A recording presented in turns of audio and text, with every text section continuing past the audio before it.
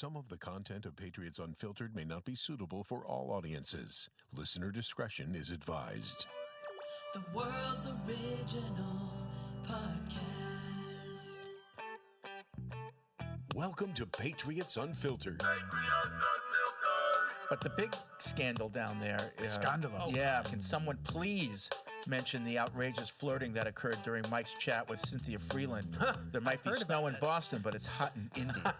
She was hugging it out with everybody. Hey, Evan and Deuce, I first wanted to ask, how was the combine? Did you guys have a good time? We just talked about it. Good Eric story. Because he was one of, he's a world traveler. I'm behind him, and I didn't have TSA. Oh, God. So I'm in a different line, but I'm watching him. They were making him show just a little bit more than he expected. And the harumphing that was going on. What circles does Fred run in when trying to think of something widely loved or celebrated that you don't like? He came up with zucchini parm. Why are you ordering zucchini parm? I've never heard of zucchini. I've heard eggplant parm, but same. Oh, that's right. That's when I got it wrong then. I totally fretted that. Oh, that makes it so much better. But as we learned, I wasn't here Thursday, Mike, because I was at a funeral, but no one you know. This is Patriots Unfiltered. Presented by Toyota's official website for deals, buyatoyota.com. All right, welcome to Patriots Unfiltered. It is Thursday here at Gillette Stadium, and there's a lot to talk about. Not a lot of it having to do with the Patriots, but some of it. Some big news yesterday, and then what that all means. It's Paul, it's Evan, it's Deuce, it's me, it's Matt in the booth, and free agency is here. Basically, it's the new league season hasn't kicked off yet, but moves are being made, trades are being made, things are happening, players are moving around, and the question is, how much of it will the Patriots be involved in? So let's get right into it. 855-PATS-500 is the hotline. Podcast@patriots.com is the email address. The Patriots didn't announce anything yesterday, but there's a report that is pretty substantial that they have notified Stefon Diggs that they will release him once the league year opens up next week. So that's the Patriots news. Yeah, and you're seeing Diggs shout out to teammates and teammates shouting out to him. So it does seem like that is a correct report. Not surprising. I mean, I think you knew that this Stefon Diggs thing was going to come to a head sooner than later as free agency approached. And, talking to the guys, obviously, this morning, I mean, my feeling was that you got what you needed out of Stefon Diggs last year for sure. I mean, you needed a reliable guy for Drake May in his second season coming into, a new system with Josh McDaniels. You needed a leader in that room, and you just needed somebody to set the tone. And I thought he did an outstanding job setting the tone in the locker room. On the field, he was productive. Certainly some of the biggest games in the regular season, he came through. But I think, this signals they're going to maybe take a half step back to try to take 2 steps forward. And maybe more is on Drake May now this year to, be the leader of that group. But I think talking to the guys, I think we all agree, they need 2 more players now. They need 2 receivers. They need an inside guy and they need an outside guy. Even if they kept Diggs, they still needed one. Yeah, they need an outside guy probably if they kept Diggs. And now I think we're all, in lockstep. So here's my thing. I was thinking about it on my way up, and I don't know if this closes the book on Stefon Diggs because, okay, they're going to release him, but maybe that's because they couldn't come to an agreement on a restructure. So what if he goes out there and there's nothing out there better than what the Patriots had on the table? Is there a possibility he'd come back? The question is it still on the table? Why wouldn't it be? Because they signed Alec Pierce or traded for A.J. Brown. But no, I said it, you said it, but you guys didn't agree that even if they kept Diggs, they still need another player. Right, but now they've already paid that the other player if they kept Diggs, I was expecting the other player to come in the draft. Now that that money was going to a wide receiver to be at the top of the depth chart. So if they go out and give $28 million a year to Alec Pierce, then are they still going to then pay Diggs a market value contract? They restructured it. Well, it's still going to have to be whatever his market value is. Well, maybe it was a haircut. I don't know. For who now? No, but even if it was a haircut, if it was a haircut, it's still going to be. Taking a haircut. But even if it's a haircut compared to what he was going to make, it's still going to be money, real money. We're not talking about him coming back to play for $8 million. It's still going to be significant. Do you know the budget? Do you know that they can't do that? I'm not saying they No. can't. They absolutely could do it. Right. I'm just saying that I Right. think They it's have a. all kinds I of don't cap think that space. that's how Right. they're gonna budget it. That's all. Yeah. I'm not saying they can't do it. So I'm just saying that like there's a chance, it might be slim, that I don't think you know he goes out there and everybody else says, "Oh, 33-year-old guy, we don't want to pay that," and he says, "You know what? I liked it there until they came to me, but I like Vrabel. I like the locker room. I Yeah. might as well go back." Yeah, I mean, he already unfollowed on Instagram, so it's kind of. I know, but these guys, I they, mean, they I really- do that. They're very impulsive. I hear- I never say never on these Yeah. things. Yeah. I would be. This is as close to never. I don't Yeah. see that happening Yeah. at all. What do I you would think like his to- market will be like, though? That I think is the question. 'Cause Yeah. I could only see that happening if nobody really wanted him, Exactly. you know? Exactly. But I think I somebody would will just want like him. to- that nobody will want him at all. Yeah, like, no, I think like somebody will literally want the only team that would want him is the No, Patriots. at what price, Paul? No, at any price. I didn't say that, but what I said, what if he goes out there and there's nothing better as But- far as an offer? But I don't. I just But don't I know why. still you- think he would take that. Really? Well, Yeah. I just don't know why the offer. I don't think the offer from the Patriots would still necessarily be there. Right. Is he- Like, because they're gonna pivot. Like they're moving But on. don't you think they made the offer in mind that we're going to get somebody else? Maybe. I don't know that they I don't made know. an offer. Why though. I wouldn't mean, they? Because I don't think that they. I think that there's So a big what you're difference. saying is like if he accepted the offer they made, that's it for wide receivers. No, what I'm saying is that they're not going to then. I don't think they were going to then go turn and pay Alec Pierce $30 million a year. Yeah, Like I would agree with that. There's a difference between we're done at wide receiver and now maybe we're just going to go draft a cheaper player in the draft, or we're going to be in a different tax bracket in free agency. I don't know. I would hope they'd be a little bit more aggressive well, considering how close they could be. but you're saying there's an offer. I mean, do we know that I- they made him an offer? I mean, Yeah, all I don't we know is that that they either. released him. I don't, So I I- don't, I I don't think- even know that. I don't think even that know there's that. a couple of things that we don't know. And I know what the writers are writing is that the Patriots were interested in having him back, but not at that number. I have a lot of skepticism for that. I think this has as much to do with Agreed. the age and sort of the, I don't know, the tenuous nature of Stefon Diggs' career. Is that a polite way to put it? He's got a lot going on right now. No, but I'm not even know? talking about what he has going on right now. I think the Patriots hit a home run with Stefon Diggs Yeah, me too. in 25, and I think they know it too. And I think that they look at it and say, it ain't going to get any better than that. There's only one way to go from here. In terms of his history. Now, again, I think I said this about a month ago. Diggs has made some comments about, sort of looking back at himself and wondering, why was I always so difficult? There's a chance that he's matured. Yeah. He'll be 33, and maybe he has sort of turned a corner with his maturity level. I'm a little skeptical of that. And I think that his track record has been good initially, gets restless, becomes a problem. And I think that they probably looked at it as much for that reason as anything to do with the money, because the money is extremely reasonable. Yeah. Which is why I'm very skeptical of no one's going to get so they didn't want to give him $20 million. So what did they want to give him? Or what if it was like, and we talked about this last week, a veteran incentive laden type of Yeah, he's contract. not taking that. Right, yeah. Like not when he has options. Like if he has no options and I just don't think guys like that take Usually they don't. Yeah. Usually they don't. incentive laden deals. I just think we've heard a lot about the money, and I understand that that's usually the biggest thing here. But I think Paul kind of hit on it there. I think that there's a lot that goes into the Stefon Diggs experience, and He's a lot. And I think last year we saw some of it. They were able to power through a lot of it and keep winning in spite of it.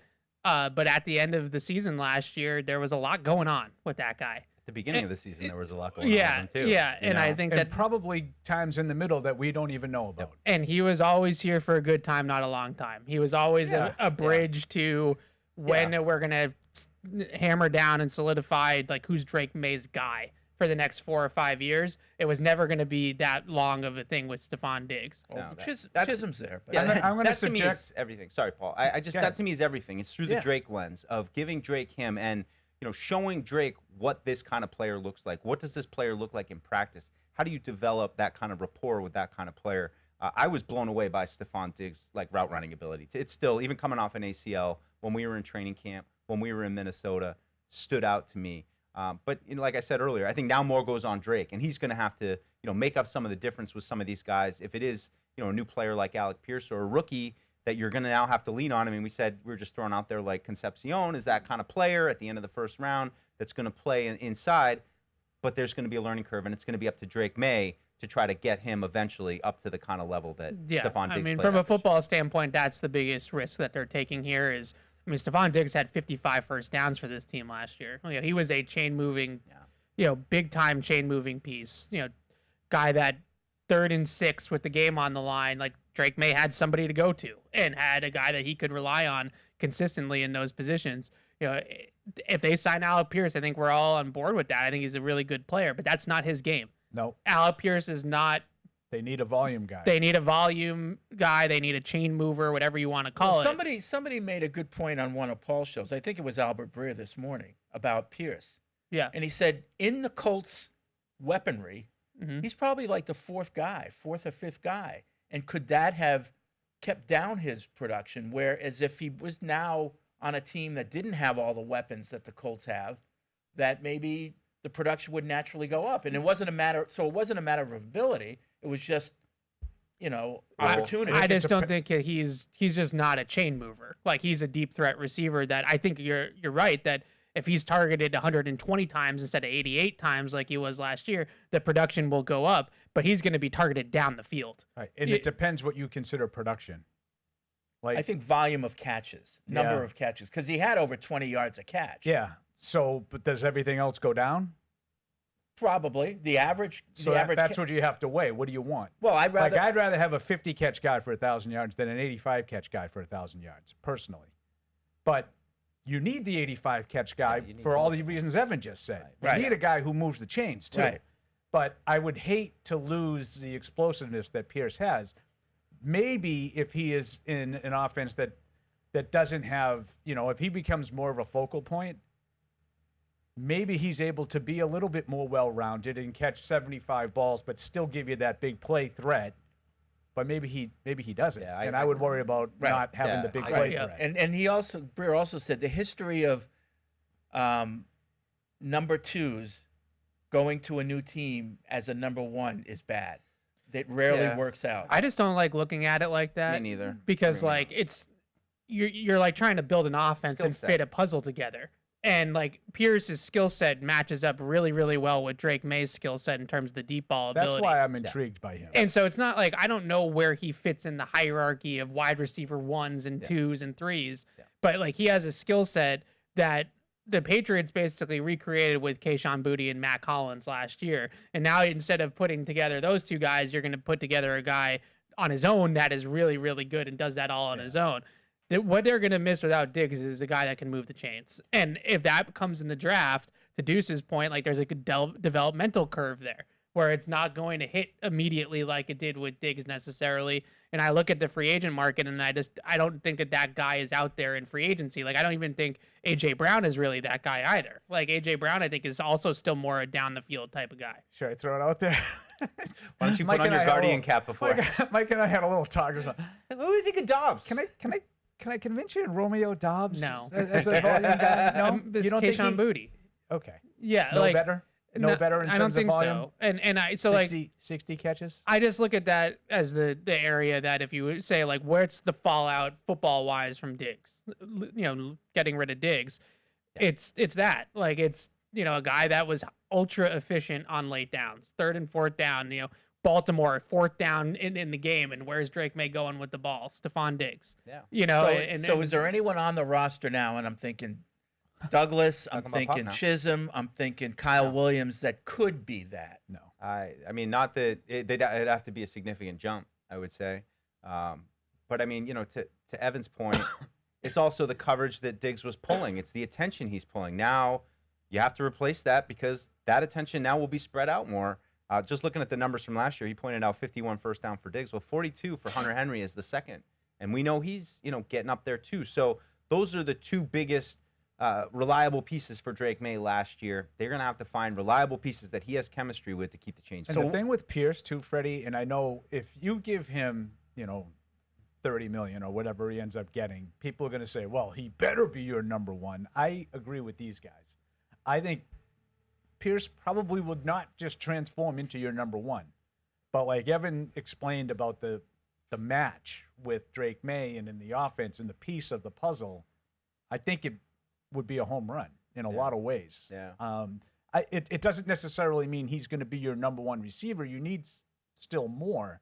Yeah. And I know people would probably balk at that. Look, I don't think there's much of a shot of the Patriots signing Alec Pierce. I don't. Well, if they get him. But I would love to see him in the offense. I think it'd be a great If move. they get him, you'll see comparisons, believe it or not, to Milton Williams.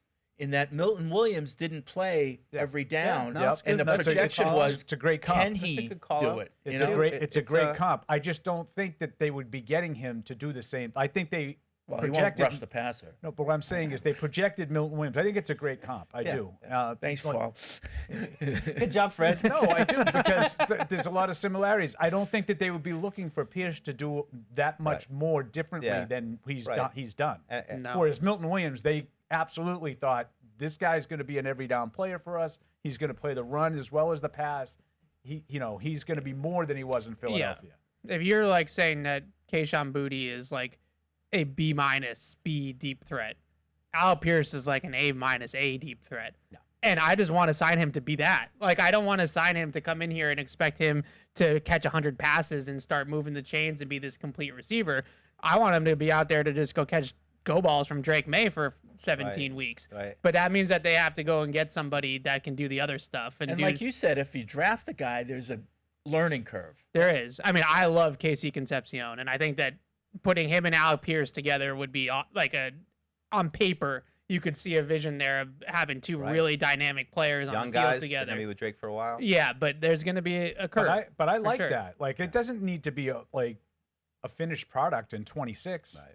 I like the idea of that. You have a 26-year-old. He'll be Pierce will be 26 when the season gets underway. And a rookie, they might not be as good as they're going to be. The ceiling might not get hit in 26. I'm okay with that. But they're the new heart of your offense and your passing offense, too. Just to highlight, too, I told these guys, Alec Pierce was on with Kay Adams sometime this week. And, Electric. He said that he thinks there will be more expectations of him as the top wide receiver on the market. He's going to sign a big deal. He said, I think I'm going to have to be see more volume, but I rubber stamp everything that these guys are saying about how it could fit together. Yeah. I mean, it's intriguing with Drake. I mean, it was impressive though when Breer went down the list of the offensive weapons that the Colts have. They're pretty loaded. Yeah, Jonathan Taylor too. I mean, you talk about him being a deep threat. I mean, teams got to focus on Jonathan, especially early in the season. They were Are they loaded?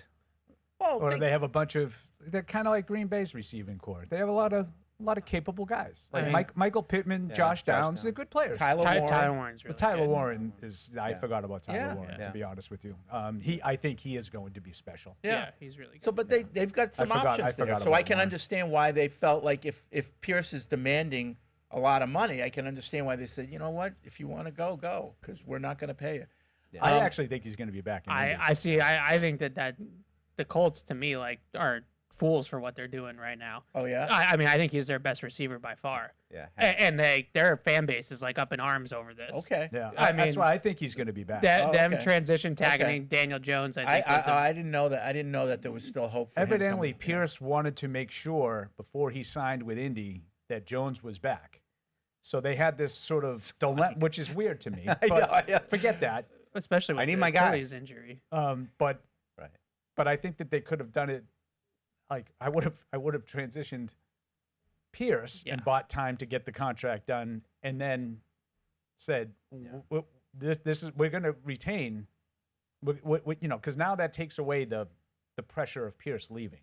Yeah. And then no, we're going to re-sign Jones too. We're hammering out the structure and give us. This is I mean, that regime, that brain trust there is already kind of on thin ice. Yeah. And if they lose Alec Pierce in free agency and Daniel Jones isn't and a franchise quarterback, Carly say Gordon's coming in hot. Anytime you let a guy Ballard, get to free agency, as Bill would say, you have to be prepared to lose him. Oh yeah. So absolutely. I know that Indy probably thinks that they are in a decent spot, but They're running. There's no they're guarantee. playing You're betting game on of Daniel chance. Jones Fire. coming off an Achilles injury. So I think it's one of Evan's guys, Jordan Schultz, somewhere between altercations, reported that the Patriots had made an offer for A.J. Brown. He said that they are preparing to be very aggressive at the top of the wide receiver market next week, whether that's Alec Pierce, A.J. Brown trade, whatever. But he made it sound like they're ready to throw some money around at one of these top receivers and make something happen. So we'll see. I wonder how much of all of this too, like Alec Pierce was not supposed to hit the open market. Like receivers of that caliber don't normally hit the open He market. was on my back of the envelope, remember? I told Alec Pierce. He was one of my I guys. remember. Yeah. I told Evan today. I was Yeah, like, I don't know if you were I was here reminded of that at the time, but Fred, what round are you going? like second or third. Yeah, Second. day He two. about Yeah. 3 picks after just thought it was- Taekwon Thornton, That was funny. He was on the back of the envelope. Yeah. Maybe he'd be on the front. right? It's There a- was it's it was probably it was front the of three, envelope, yeah. right? It was the 3 guys. Yes. Pickens, Sky Pierce, Moore. and Sky Moore is the Yeah. only one that didn't. See, what you're work what out. you're forgetting, Deuce, is once I announce my back of the envelope, See, you get Oh, it. the stock rises. So are you going to He get a moves cut the of his free markets. agency I contract? should. now, I Fred? should get a lot of he tastes moves around the the league, but I markets. don't get any the of it. futures, the Yeah. future. I don't By the get way, any of it. that was a little glimpse into Paul's computer brain. We had a little quiz today on the 96 Patriots. Paul went just about, I would say 10 of 16 on order of the 96 Patriots season and the scores. Like the exact You asked me the scores in the running them games right last down. year, It and I'm was telling you, I impressive. couldn't do it. I was impressed. I don't know if there's any So sports when do they team- kick in, or I don't know. uh, It's just so. like, is there some point where So a year use- all it's of a so sudden useless. goes I into your remember brain? now. Yeah, now I know. Oh my God. If you asked me to go through last Patriots season, I probably would struggle. I Oh, yeah. I don't think I could give you the scores of the. I don't know what happened I'll yesterday. give you the first 3, and I think after that, I'm like, and then with I can Carolina. give you the AFC Championship game was 10-7. That's about it. I remember the score of the Super Bowl. Yeah. Well, in the third, it just didn't matter left. anymore. Yeah, I left after a Yeah. while. I was walking out. All right. So the wide receiver situation is a situation for the New England Patriots right now. Yep. So at the risk of sounding like like we work for Patriots.com, oh, they have to say that. I am really on board with the move. I think this was the right move to make. I know Mike is thrilled because he never wanted the guy in the first place. He won me I'm over. Just kidding. Just I'm as just as he kidding. won me over, now I have to say. As I'm long just as there's kidding. a plan, I'm on board. Yeah. That was Yeah. the part B. Like, I think they needed more than Diggs to start with. And I've seen a lot of, well, now this opens up this, and they have all the cap space, and they can do. They've also created another hole. Right. They've also created another, because even though I think it was the right move to move on from Diggs, Diggs was everything that everybody has said about his impact on the offense last year. All of that is true. I saw one person say it was highly unlikely he's going to duplicate a season like that. Why? He just did that coming off a torn ACL. He's Right. only 33. It's not like he's 43. Yeah. Like, it's not reasonable to expect him to have another good season or two. Right. Like, I mean, again, long term, I love this move for the Patriots. I yeah. think this makes all the sense in the world for the Patriots. He did exactly what Mike Vrabel could have prayed that he would do for him. Yeah. And they cut ties and they let him go. I think that's perfectly reasonable. But you've created another hole. Right. Yeah, I just think that this is probably, since Brady left, the most desirable the Patriots have been for a wide receiver to No come doubt. play here. So I think they're in a much different position. Last year, they just needed to get a star receiver. They needed someone to say yes, Right. And he was the only one that did. Right. And now I think that, I wouldn't say pick of the litter, it's probably a little strong, but I think that they are a contender for pretty much every big name receiver that hits the market, whether it's trade or free agency, because you have Drake May, you have cap space, and you have Mike Vrabel. And like, you are a draw. You are a draw to one of these guys. Like, if you're Alec Pierce, like, I can't think of a better scenario for somebody like Alec Pierce with his skill set to come play with this quarterback. And Like, Josh easy McDaniels too. right. And AJ Brown, same thing. I You know, think there's- AJ Brown. It seems like it's kind of AJ Brown or bust. and that's fine. But I only disagree with that because I don't think that there was ever a thought that Alec Pierce was actually going to hit the open market, because receivers, like I was saying earlier, of that caliber do not usually hit Who would unrestricted you rather free have, agency. Brown or Pierce? Because Yeah. Because And I love He's Brown, younger. but he's yeah. younger. Yeah, and you don't have to give up the assets. Yeah, and his fit is clear. I think he's better Yeah. Okay. right now. I mean, I Yeah. think Brown. That one's going to come back and haunt me. Brown is a vastly superior player, like his career-wise. Yeah. Not even close. No comparison. Right now, today, I think Pierce is a better player than Brown. Yeah. The Diggs move, though, to me, I think 2 weeks ago said there's a lot of hard decisions to make. And, do you want guys who are pretty good for you back, or do you want to try to be better? And this, to me, signals like they understand that, and they're going to make some tough decisions this year. They're willing to take a little bit of a step back. This Concepcion guy, where's he slated to go? Back into the first round. I mean, I think 31's probably his floor. So do you want to use 31 on a guy like that, or do you want to use it on someone who might make a more immediate impact? Oh, I think he's going to make immediate impact. Oh, you do? Yeah, absolutely. He's not a project. Yeah. Well, I thought we thought that it's going to be a learning curve for him. For any for rookie, a rookie receiver. Yeah. I mean, unless an edge that you totally are enamored with, I'm on board with. At that pick, what helps Drake the most? Is it going to be a developmental right tackle? Probably not at that spot. What about that, the best guard? I mean, you look at it and Pregnon. And, I mean, you can make a case for it. But you got a chance to get a I'm not weapon. sitting next to Evan Lazar if they take another guard in the first. But they'll take the right guard this time. Left guard. I've come around to it like a little bit, and just like the respect that like it's probably one of the most glaring holes on the team, but it was in 22 too, and they just butchered it. So like, just pick a right.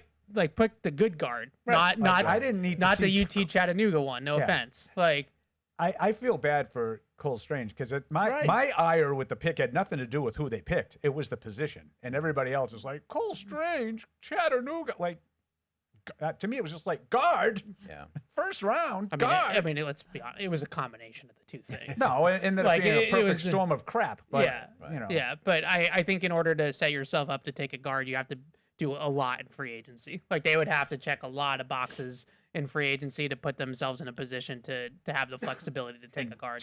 I mean, this is kind of branching out. I know we got a lot of other things to talk about, but your whole thing about the whole veteran guard, you just freed up another few million in cap space. Use it on one of the many veteran guards that are available in free agency. There's like half a dozen of these guys at varying, price points. Like even if you don't want to spend a ton of money on it because you're thinking that you're going to turn it over to a younger player eventually, like even a guy like Dylan Parham, like who played for McDaniels in Vegas. There's like 8 guards available in free agency that I know who they are. I don't know any of the linemen. I'm in love with that idea, and just something immediately you can do right now within the next week to say we've added a really good player to this offensive line. How's it all going to play out? We don't have to figure it out right now, but we know that we've already improved from a month ago. It reminds me just a lot of them signing Bradbury and Moses last offseason, where it doesn't put you into a place where you have to start a rookie in that spot or a young player. At least you have somebody that's played the position before, that has experience, that has a resume in the league. Whereas, like, if they draft another guard in the second or third round and they're just throwing the dart and hoping that it sticks in training camp, like, there's been a lot that haven't stuck. They've thrown a lot of those darts in recent years. The City So's of the world, the Layden Robinsons of the world. It's been hard to find, but I love that move. And then you're continuing to build that leadership because a lot of people have Jared Wilson marked for that center spot. A lot of people have Morgan Moses is 34, 35. He's going to be aging out. Maybe you bridge the gap a little bit with that leadership by getting a left guard who's a veteran as well, and he can bridge the gap, draft the right tackle of the future, and you've got some stability. All right. So what are some of the other stories around the league that's going on in terms of trades? Yeah, Trent McDuffie. Big trades. To the Rams. Yeah. So, Paul, before the show, you were saying how you don't like what Kansas City did. Well, if you were a fan of Kansas City, you wouldn't like that, and you wouldn't like what the Bills are doing or did. Oh, I don't hate what the Bills did. But I think they need more than DJ Moore. The Bills reportedly have reached an agreement to acquire DJ Moore from Chicago for a mid-round pick. That's the only compensation I've seen. The Kansas City one, to me, is a continuation of what I've seen from the Chiefs in the Mahomes era, whereas they're allowing good players to get to contract time and leave. And it seems like their cornerbacks in particular. Now, maybe they're just so confident in their ability to draft and develop corners because they've done it reasonably well, but L'Jarius Sneed went. Looks like Jalen Watson's going to go now. Trent McDuffie, they traded to the Rams for 4 picks, including the 29th overall, which is, would you trade Gonzalez for the 29th overall pick right now? I wouldn't. No. So I don't. Gonzalez is a better player. So, well, they're very comparable. They're both all pros. I think actually, Gonzalez is a McDuffie's better been a player. first team all pro. And McDuffie's more of like a tackles better, more of like a playmaker in that regard. But in terms of cover talent, Well, I'm Gonzalez not. is I mean, I'm definitely like better. that's semantics. I'm just saying I wouldn't trade Gonzalez right now for the 29th overall pick. Kansas City just did, and yeah, I know they got a few other picks, but it's basically for a first round pick, and I just think it's Tyreek Hill. You know, one of these guys all over again. Some of them individually, you could say, "Oh, that made sense," or "That made sense," or "This made sense." They basically re-upped Chris Jones, who they made the highest paid, I believe, the highest paid defensive player in football when he signed his deal, in Mahomes, and they just said, "Let it, Patrick, you figure it out." Yeah. And now Evan's got a theory that maybe they don't even think that Mahomes is going to play this year, and they're just completely punting on the season. I would hate that if I were Kansas City. I would despise it. There's no reason why Mahomes can't be ready to go just like everybody else that comes back in 6 months and instead of 12 months from these serious injuries. Why you would go into a season and take one of your better players and just trade him for just a draft capital? I think it's a continuation that Kansas City thinks Mahomes can fix all their problems and they don't have to spend money. Yeah. So I think that's a really good. There's a long way of me saying I think it's a good development for the Patriots. 'Cause Yeah, I think that's a yeah. major hurdle in your Agreed. conference that I Yeah. don't think is as good as it should And, be. I mean, really, Rams, one of the 2 best teams all year. They had a really good player in their secondary. I mean, they're going to be another tough out as long as Matthew Stafford stays. Worry about that upright, in the you Super know? Bowl Yeah. news. What else? Yeah. Yeah, no, I think that either way, we're on the same page of this is good news for the Patriots. Yeah. I think Trev McDuffie's an awesome player, and I just look at it and say, Mahomes was hurt in the middle of December. It wasn't like Diggs was hurt in October when he tore his ACL. Like it's not as much of a runway that he has here to be ready for the start of next season. I just look at what Kansas City's doing the year they're coming off of, and I'm like, do they really feel like they're going to be able to compete next year, even if Mahomes comes back at some point in the season? I just wonder if they're looking at it as a long-term play of we're not really going to be going for it next year, so let's just load up on draft capital and have a bunch of draft picks for 2027 that we can kind of push everything in the middle for. So I guess Kyler Murray's been told he's going to be released, and I don't know if he's been told yet, but the rumor is that Tua is going to be released from Miami as well. Where do these guys land? So I have a question for you on the whole is going to be released thing. Why do you think they don't just release the players? I think they tell them now because so that they can get a head start on talking to people, but I think there's something about the league year financially that makes a difference. No, but the reason it has to happen before the start of, like Stefon Diggs specifically, I believe on the 13th is the 11th, the first day of the. Yes. I think it's the 13th. He's due like $6 million. More million of his contract becomes guaranteed. Mm-hmm. So obviously, I understand why the Patriots want to release him before that date because they don't want to be on the hook for more guaranteed money. Why not just do it now? Yeah, I don't really know what precludes them from just releasing a player. I'm sure. Maybe- I'm well, assuming it's an accountant. Well, also, if you retain him and somebody swoops in and wants to do a trade, you Yeah. still have leverage. Well, that's why Miami's not going to trade. I mean, not going to just release Tua because they're hoping, Right. probably beyond hope that someone comes in and says, "Well, yeah. we don't want to fight the rest of the league. We'll give you something, and we'll pay some of the salary or whatever." Yeah, so you let it out there that you're going to get rid of them. So teams are now. Yeah, that's probably the Yeah. answer. Yeah. Is they're hoping someone comes to them and makes an offer. Save us. Yeah. Save us, please. I feel like there's a pretty good chance that Kyler Murray's playing in the AFC East next year. Well, does he go to Miami? or the New Jets. York or the Jets. Yeah. I mean, there's really only two places I where hope he so. has a clear path to start. The other places he would at least be competing with somebody. Minnesota, like I keep hearing that one, but like they're at least So- going to give JJ McCarthy the start of the season. Are you right? assuming Rodgers goes back? That's the only one that I guess could Because come I free. mean, I think Pittsburgh, I think Cleveland, I think there's a lot of teams that he would clearly be the starter for. I Which don't one, Murray? I don't think that sounds the way that Cleveland's going. Like Cleveland is making it sound like Deshaun Watson's in play for them right now. Pittsburgh, I'm with you.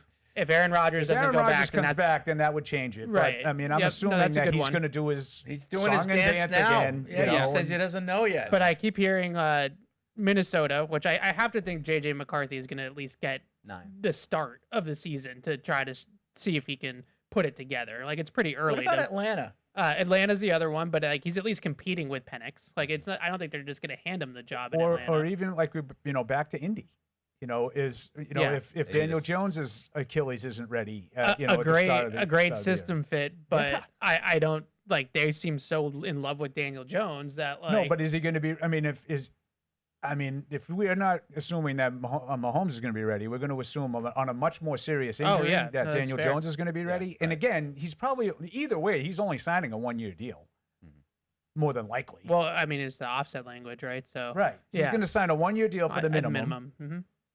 Yeah, no, that's a good one. I just I the just cleanest read some tweets the about cleanest pass is the Yeah. Jets and the Dolphins. Like they're the ones that have glaring open like starting quarterback jobs that are available. It feels very Jets or Dolphins to me. Like they always go for like some veteran with a and I think name it would that make, you can I think it sell. would make some sense, for Kyler Murray to go to Miami and have a guy like Jalen Waddle to throw to, an H-hand in the backfield.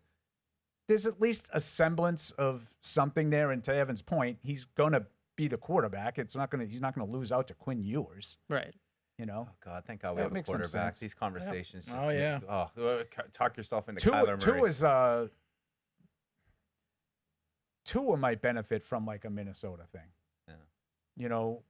Let me go there, get with Kevin O'Connell. Maybe I get a chance to resurrect my career again with great weapons. I don't know. Does Mac Jones end up anywhere? I think he's going to have a market. Yeah. Looks like he doesn't, according No? to Jeremy Fowler. Really? I think he's going to have a trade There's market. been no real market developing And for then him. the Green Bay kid too. I mean, Well, Malik Willis it's is going to just- go somewhere. It's a tough quarterback market. It's hard to talk yourself into any of these guys. I mean, A lot of people think Miami for Willis. Willis. yeah.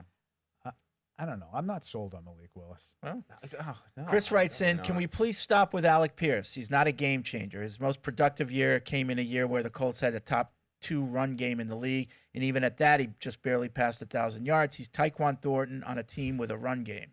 Oh God. In my Does opinion, Tyquan Thornton have 1,000 career yards? No, that's a terrible. in my comparison. opinion, he's not even remotely close to the player 32-year-old Diggs is. So I'm He had a better curious. year than Diggs. I'm curious why a lot of people are acting like he's a legitimate replacement. I'm okay if he's the number 2, but him alone doesn't move the needle at all.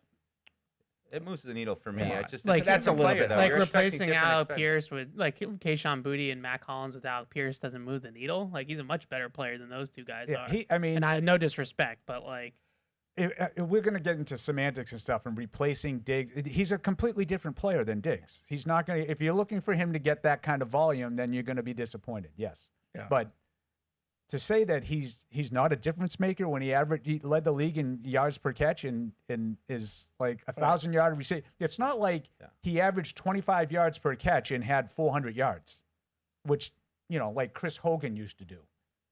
This is a guy who had 1,000 yards. Yeah.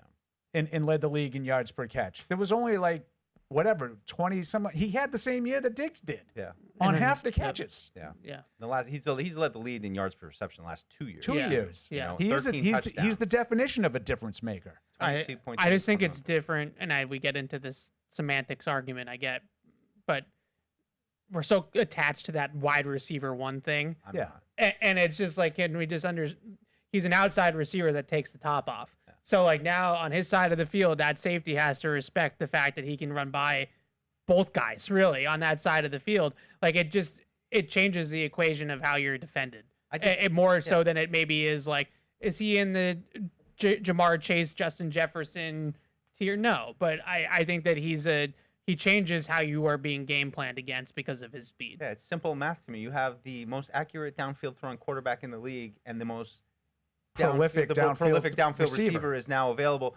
When Paul was talking about when we were saying the match that is, it reminded me a little bit about when they got Welker for Brady, where it was, is Welker number 1? No, but his skill set fit Brady so much that you knew that Brady's going to see every defense. He's going to put Welker right into the right position, and he's going to complete 150 passes to him, and that's exactly what happened. I would agree with the emailer is if you just got Pierce and you just decided that okay, you're probably going to be disappointed based on what it's going to cost you and the way the offense would still be lacking something.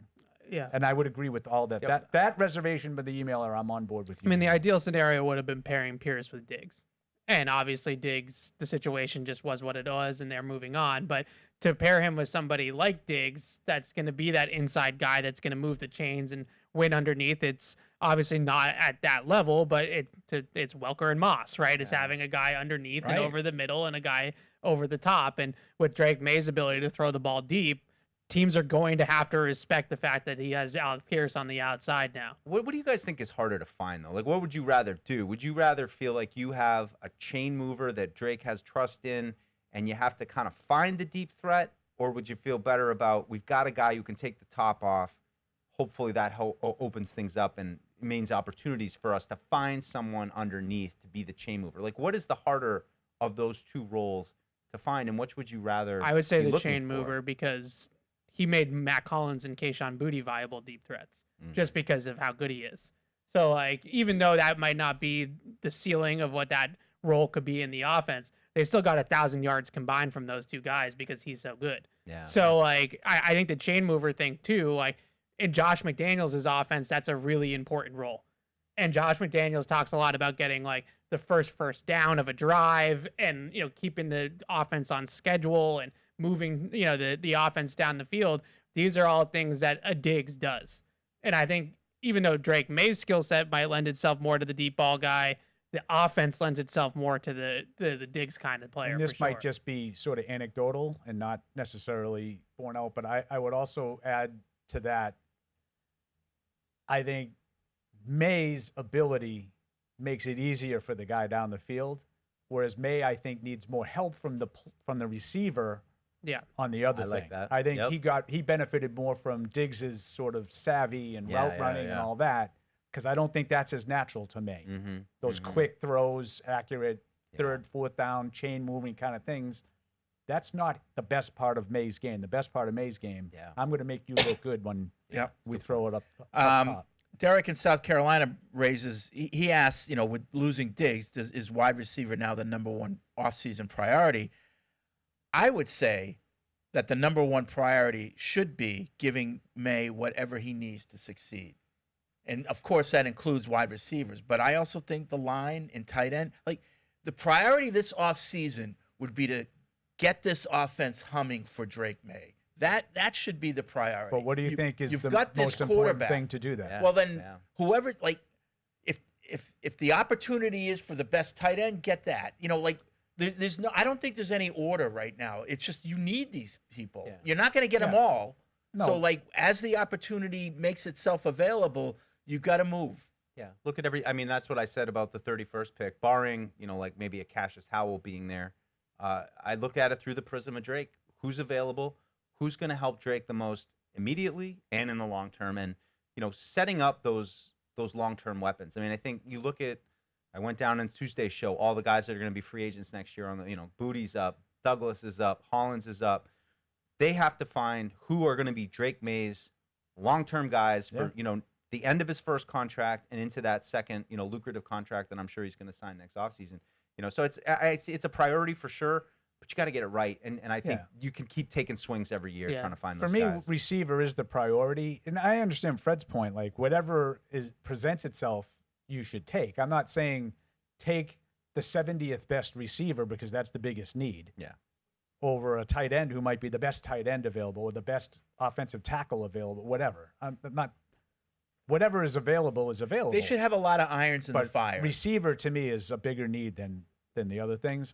I think you guys all picked edge rusher. Edge rusher is a huge need. I totally agree with you guys. For me, it's more about what Fred says. I think they got to find a way to give Drake a little bit more help. Well, I think that's the number one concern with this move to me is, like, ideally you don't want to put yourself in a position in the draft where you have to draft a certain position. Right. And that's usually when you make mistakes. Is when you are drafting for need. And it's like, we're going into the draft and we have no receivers and we have no choice but to take a wide receiver here now. And that's when you end up with the 7th best receiver instead of a better player at a different position. And so that's what free agency is about. Like, free agency is you have needs. You have veteran players that are proven commodities in the league, and we're going to sign these guys to plug them into these holes. So I'm hoping that next week they're able to do a lot, you know, whether it's Alec Pierce, A.J. Brown, sign a guard maybe, and just check off some of these boxes, because you don't want to get to the draft and be reaching on guys because you have to take a position of need. I think that they had to kind of do that the last couple of drafts, and Drake May's obviously been a huge home run. Campbell, we'll see. That's when you sort of get yourself into trouble. All right. Food's here, so we're going to take a break. When we come back, we'll open up the phones. As you can see, there's a lot of stuff to talk about. Who knows what could happen while I'm eating. We'll be right back. Whether you're in the game or betting on the game, you'll need a game plan. DraftKings Sportsbook, the official sports betting partner of the New England Patriots, provides you with everything you need to build your personal betting game plan so you can get in on all the action while practicing safe bets. Visit DraftKings.com/responsible-gaming to learn more about all the safe betting tools DraftKings has to offer. Hope is here, 800-327-5050 or gamblinghelplinema.org. Must be 21 plus. Play it smart from the start. GameSenseMA.com. Physically present in Massachusetts. See DraftKings.com/responsible-gaming for details and state-specific responsible gambling resources. Isn't it time to get exactly what you want? Welcome to Red Hot Deal Days from Verizon, where you get your pick of our best deals. Like My Plan, where you can pick the perks you want and save on every one. For limited time, bring your own phones to a Verizon store and you can get My Plan for our best price ever. Get exactly what you want in your phone plan and only pay for what you need. Bring your phones to your Verizon store today and get My Plan. These deals won't last. It's your Verizon. The heaviest metal credit card of all time. Wielded at business dinners like a samurai sword. It's a classic corporate power move. But the real power move? Having end-to-end visibility on your most critical shipments. FedEx, the new power move. If you're gonna play the game, boy, you gotta learn to play it right. DraftKings is all about responsible gaming. It's more fun when it's for fun. So play responsibly. DraftKings, the crown is yours. Gambling problem? Call 1-800-GAMBLER. 21 plus. Age and eligibility varies by jurisdiction. All right, Patriots head coach Mike Vrabel joins us now. Coach, thanks for joining us. And you're doing Absolutely. a car wash here. Evan and I, we don't get up early enough to talk to you during the season. I think the last time we talked to you was here at the Combine. Have you had a chance to process that last year? You guys can ask questions. I do a press conference twice a week. You guys are free to. You're free to ask questions there. We don't get you one-on-one like this, though. But have you had a chance to process this last year yet? I mean, probably not. I just keep it moving and figure out what we need to do next. I think that's what we've done since we started a little over a year ago. So the idea is just kind of figure out what we need to do for the team and go about doing it. Does Combine help with that at all? Of course. Getting in something new, another event? Yeah, because everybody's here. We have, most of our staff here and, the personnel staff and some of the coaches have come in. We're excited about going to dinner tonight before the meeting. So, Miss Nancy Myers sets that up, and that'll be a great thing here tonight that we'll be able to do. Have great dinner with everybody that's in, and then we'll head over to the interviews. Are you a San Elmo's guy, Prime 47? I'm a steak guy. I don't discriminate. The shrimp cocktails all got spicy horseradish sauce, and I don't discriminate. All right, steak good. is steak. What's the last couple weeks looked like for you personally, just obviously coming off the Super Bowl? Well, I mean, you try to visit with the players and coaches and try to figure out what the staff needs and the adjustments that you make with the staff and,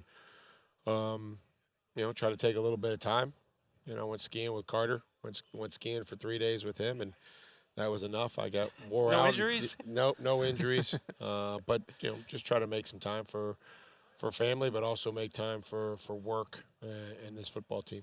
No, you got to start over at the beginning every year, but is there some things that you can take from that season you feel like you established? And I don't know if it's starting over from the beginning. Yeah. I think you have to start over from, the things that you feel really, really confident about. Moving forward and that you want to build with and kind of go from there and then, add the pieces and look to the draft and look to free agency and, who can you develop and what can you get out of, somebody else that maybe you didn't think that you had in them or he didn't think he had in himself. And, but those will be things that we'll do here moving forward just with our current team and then what it looks like going forward with the pieces that we add.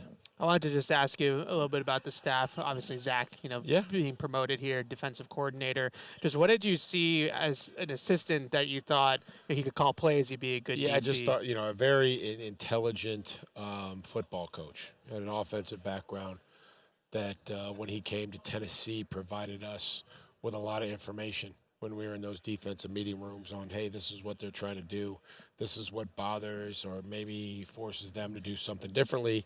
And so that's how his role started. And then he progressed to a defensive coach, handled our red zone installation and the presentation and the conversations. And he continued to grow. And then when he got here, it just was obvious from an early time when Big T was working through some stuff that Zach was capable of leading and also improved each and every week. You've been a defensive coordinator. What is the biggest challenge of having, can you imagine yourself jumping into that job kind of unexpectedly? Well, I think as a position coach, you're always thinking about that. And I think that when you try to think about that, like, hey, what would I call here? What adjustment or what do we have to be careful of here? You're always just trying to train and sharpen and think about that. Now, whether that matches up or marries up with the play caller, that may not always happen. But you're always in your head thinking about that's the way that you have to look at it. Just as the same way as you're sitting there and you're thinking about, hey, this is what the head coach wants to do. Is this what I would do? And I'm going to support this as a position coach or a coordinator. I'm gonna support it. But is this what I would do? Most of the time it is. Sometimes it looks a little different. So when you get your opportunity, you can do those things. When it comes to Terrell, you mentioned at the podium just a few minutes ago that you have a vision for his role. Can you just share any insight into what that vision might look like? It's going to be a strong role on the defense. Like he is going to act as a coordinator and presenting information and ideas and bringing the front and making sure that we're really solid across the front from our edges to the interior. We've got some guys inside that I think can continue to develop and grow. Whether that's Milt or Christian or anybody else, I think that those guys can continue to get better. And Terrell's going to have a large hand in that, but he's also going to be able to help me and extend, being an extension of me throughout our program. I know you haven't jumped in too much on the draft yet, but do you enjoy that process? Do you gravitate towards maybe position you played, or do you like it? Like, do you have fun with trying to find these kids and of course. Find players? Yeah, that can help it's you? important. The draft is, has to be the cornerstone of your your team, and it's the youth, and you put a lot of time into these guys. We spend a lot of time with the draft guys, and then the free agents. If you don't know something about them, sometimes you don't know what you're getting.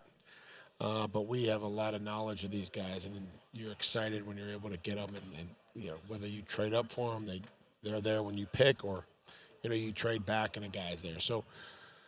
We have to continue to draft well, and we have to continue to develop because that's the only way that you can sustain the success that we envision. One of the players I wanted to ask you about on your own team is Christian Gonzalez. Sure. And, has up for this extension maybe this offseason. What do you just see in him, and do you want to make an extension happen with him? We want to go. Yeah, we obviously want to move forward with all our best players. I think that's something that I would want, and I know that Elliot wants, and Ryan wants, and Stretch wants, and Robert and Jonathan and our fans want. They want our best players to be on our team as long as they're really good players. Again, I thought he got better. I thought he played his best football down the stretch, and I thought that that was good to see. I talked about that, and that was something that Gonzo and I would talk about and share. And he is. He's a talented player, and I've pushed him and asked him if he wants to strive to be a captain, and he said that he does, and I'm going to help him try to get there, and I want him to come back with that mindset of not only being an elite player, but also being an elite leader and an elite teammate, which he is an elite teammate, but being able to push these guys and communicate and use his intelligence and what he sees on the field, be able to help other guys. Just one more for me, Mike. I thought it was really interesting at the podium. You said you're challenging your coaches to bring you something new this offseason. Is there anything else that you feel like you're kind of adjusting year two that you need to make to maybe course correct or just changes? No, not course correct. We have to lift. We have to get stronger. When you have a young football team, like you have to understand that this is a grown man sport. Like there's a bunch of big men out there playing this game, and so I want to make sure that our players understand how important their physical development is. They may be skilled, but we have some guys that, our team, like everybody's at a different level. Like where one player is at 12 years into his career and another player is in his second year. Like, here's what I always say, like, nobody talks about Tom Brady in 2001 and 2000 and how he changed his body and he maximized his God-given genetic ability. Everybody talks about TB12 and the pliability. They don't talk about how hard he worked in the weight room, and he lifted with the tight ends and the linebackers, and he squatted and he hang clean, and he did all those things to make his body the best that it could be for him to play quarterback and to compete and once his opportunity came. So I think that's always a good reminder. I was just looking at what, how hard this player worked and what people thought it was. But, some of us that were there, we got to see that. And, I think that's just a good reminder that as a young player, you can still make a lot of gains once you started your career. Kind of along those same lines, when you did an audit of the season and the Super Bowl, you guys were a great offense during the regular season. Yeah. Drake's MVP runner-up. In the playoffs, it seemed to take maybe a little bit of a step back. Yeah. Is that, young guys in big spots, great defenses? Well, like we did. what? I mean, you obviously know what the type of defenses that we play. Right. It wasn't like we were playing some rum-dums. These guys were good, and we didn't consistently do enough, I thought. There were times where we did, and we weren't able to sustain. And we'll have to go back and understand that to put yourself in those positions and ultimately win a championship, you're going to have to beat good defenses, whether that's at home or on the road or whatever that is. So the consistency of it, the ability to create some X plays, it's hard to drive the ball 10 or 12 plays, and just have to be better, have to improve the details and improve the execution. And again, we're all involved in it. From the coaching to the playing, it's on us all, and that'll be our challenge going forward. Is we had success and there was some really good performances, but the margin for error when you get into January really shrinks. Well, Coach, thank you so much. Yeah, thank you for guys. I stopping by. appreciate it. Appreciate it. We'll see you back in Yeah. Foxborough. Mike Vrabel, everybody. Yeah, you guys should ask more questions when you come back. And now, great moments in history. How would you pronounce my name in Italian? The way you My pronounce last name. Perillo. Perillo. Perillo. Perillo. That's how you should pronounce it in Italian. It's not how I pronounce it, but yet he lets me get away with that, I guess. Paul Perillo. Perillo. Well, you're saying you don't pronounce the L's. You do. If it was Italian? Yeah. No, it would be Perillo. Perillo. No. Yeah. No, in Spanish you don't pronounce the L's. In Italian you do. They're both Romance languages. And Yes, but in and Italian would you do that. pronounce the two L's. In Spanish you don't. In Spanish it's a Y. Well, I grew up with a guy named Rocky Delgadillo. Okay? Yeah. And that's how he pronounced his name. Does he say mozzarella too? Believe me, this guy could not have been any more off the boat. So, two Italians fighting over the language. Yeah. I'm not fighting over the language. I'm just asking him about. He's saying you're wrong. I'm asking him about his hypocrisy. Well, North Why- Providence. It's why one, not the other. I mean, you don't even know how to pronounce your own name. It's Scalavino. Yeah, I love when he does this. It's Scalavino. No. That's another great moment from All right, back here on Patriots Unfiltered, 855 Pats 500 podcast at patriots.com is the email address. What's interesting, Mike? Just a report from our friend Jordan Schultz, who Yeah. apparently he's not doing as much fighting as he used to do. He's really reporting these days. Former Browns offensive tackle Jedrick Wills, who sat out last season to fully recover from a knee injury, has been on a tour of visits with NFL teams, including the Patriots. Visitor expected to continue. Former top 10 pick Willis, who's just 26, fully expects to be with an NFL team this season. So Why did he? So Jordan Schultz isn't from around here, is he? No, he's the Starbucks I want. kid. I He's think Howard Why did Schultz's he make son. a point to say including the Patriots? because Jedrick Wills' agent said, "Please do me a favor and put out that Jedrick Wills wants to play next year." So here But we go. why Patriots? We Why not moved the the needle, Fred. We're back. No, I'm not saying why wouldn't we be interested, but why does Jordan Schultz of all the teams use us as one of the including? Well, I guess maybe he was here. I don't know. You just said he's going on a tour. Well, I think he said that he was with the Patriots and now is going someplace. I mean, Okay. perhaps. I'm not sure if this math works out. So It just forgive seems me if like not. Jordan Schultz seems to be doing a lot of Patriots reporting lately. Well, he's on the agent side for sure. Drafted by the Browns in 2020. Was Elliott Wolf there with the Browns in 2020? Perhaps No. there's some kind of connection. Elliott, Then never mind. This is his first year here, I think. 2020 was. Yeah. All right. I'm just curious. We're trying to find curious. All right, let's get to the phones. People have been patiently holding on. We'll start with Sean in Vancouver. What's up, Sean? Fred, I got a couple of things. Evan, you came around to Chris Brausel III. I'm wondering what turned it for you, or what won him over for you, and would you prefer him over Denzel Boston? And then the big thing, though, that I want to talk about is, Fred, you're talking about the Patriots' needs, and this has been a conversation where I think it's really important that, like Evan said, that we address this in free agency. So I have 5 areas of need that I'd love to see addressed in free agency. How about and 3? There's Let's shorten it. Yeah. Top 3. well, okay, 3. Okay, well, just do the offense then. Quarter of the starters.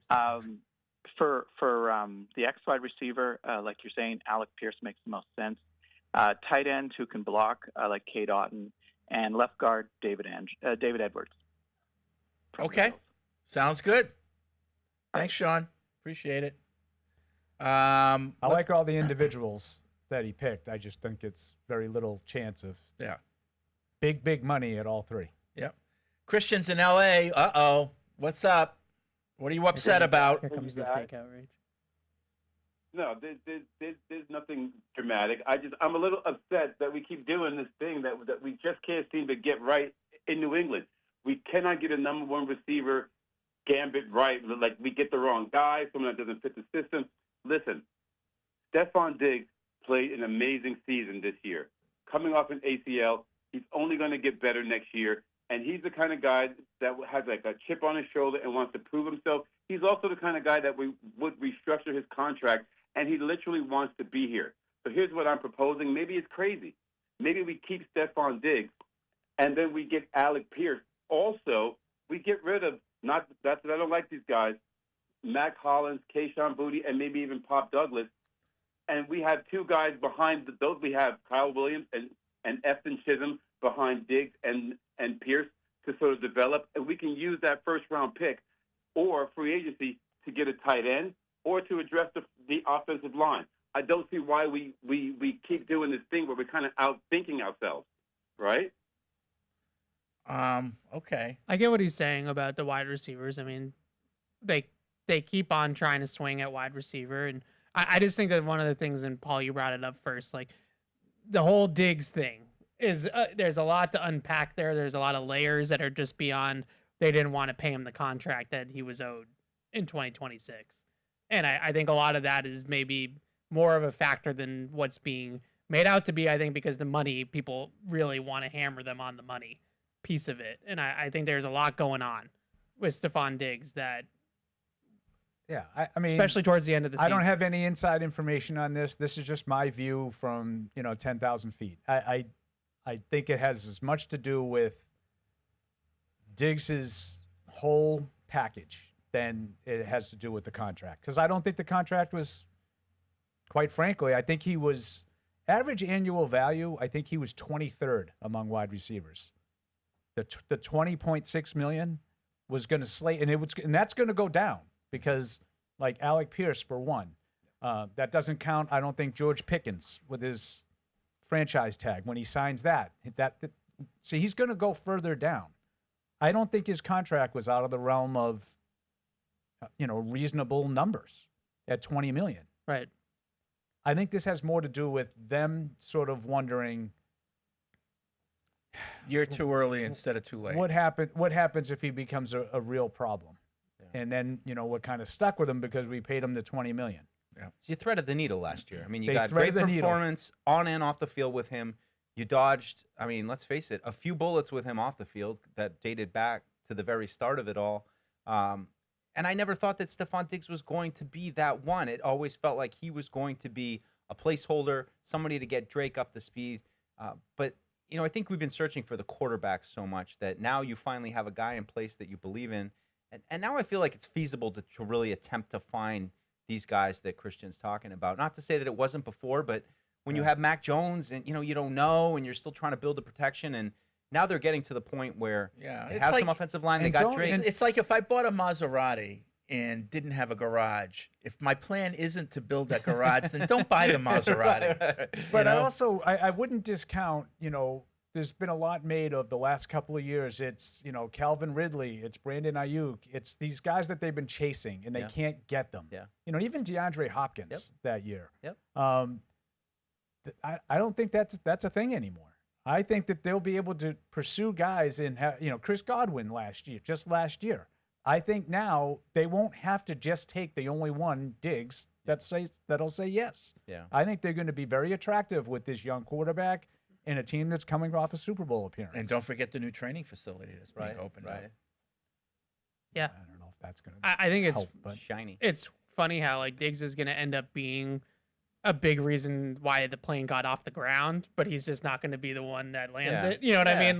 And it's kind of stinks for him kind of in a way that he was kind of that guinea pig, but he sort of was. And I just think the one thing that you can't do is you can't just keep going year to year at that position. Yes. Because that's not really fair to Drake May, right? Like then you fall into the Kansas City trap. Right. And you just say, well, Patrick will figure it out. Josh Allen, you could figure it out. If you That's get a not number good one way to guy do it. now, if you get Alec Pierce, who's 26 years old, then you have some runway with him and Drake May together. You don't want to get into a situation where, well, we got Diggs for a year. Now we're going to hire mercenary A.J. Brown for a year. And now we're going to how about Brian Thomas? He's available. I don't know. Why is he available? Because supposedly he doesn't fit well with Trevor Lawrence and what Liam Cohen wants to do on offense, which is a red flag. I fully recognize that's a red flag. Like, he's a young player. Why are they looking to move on from him?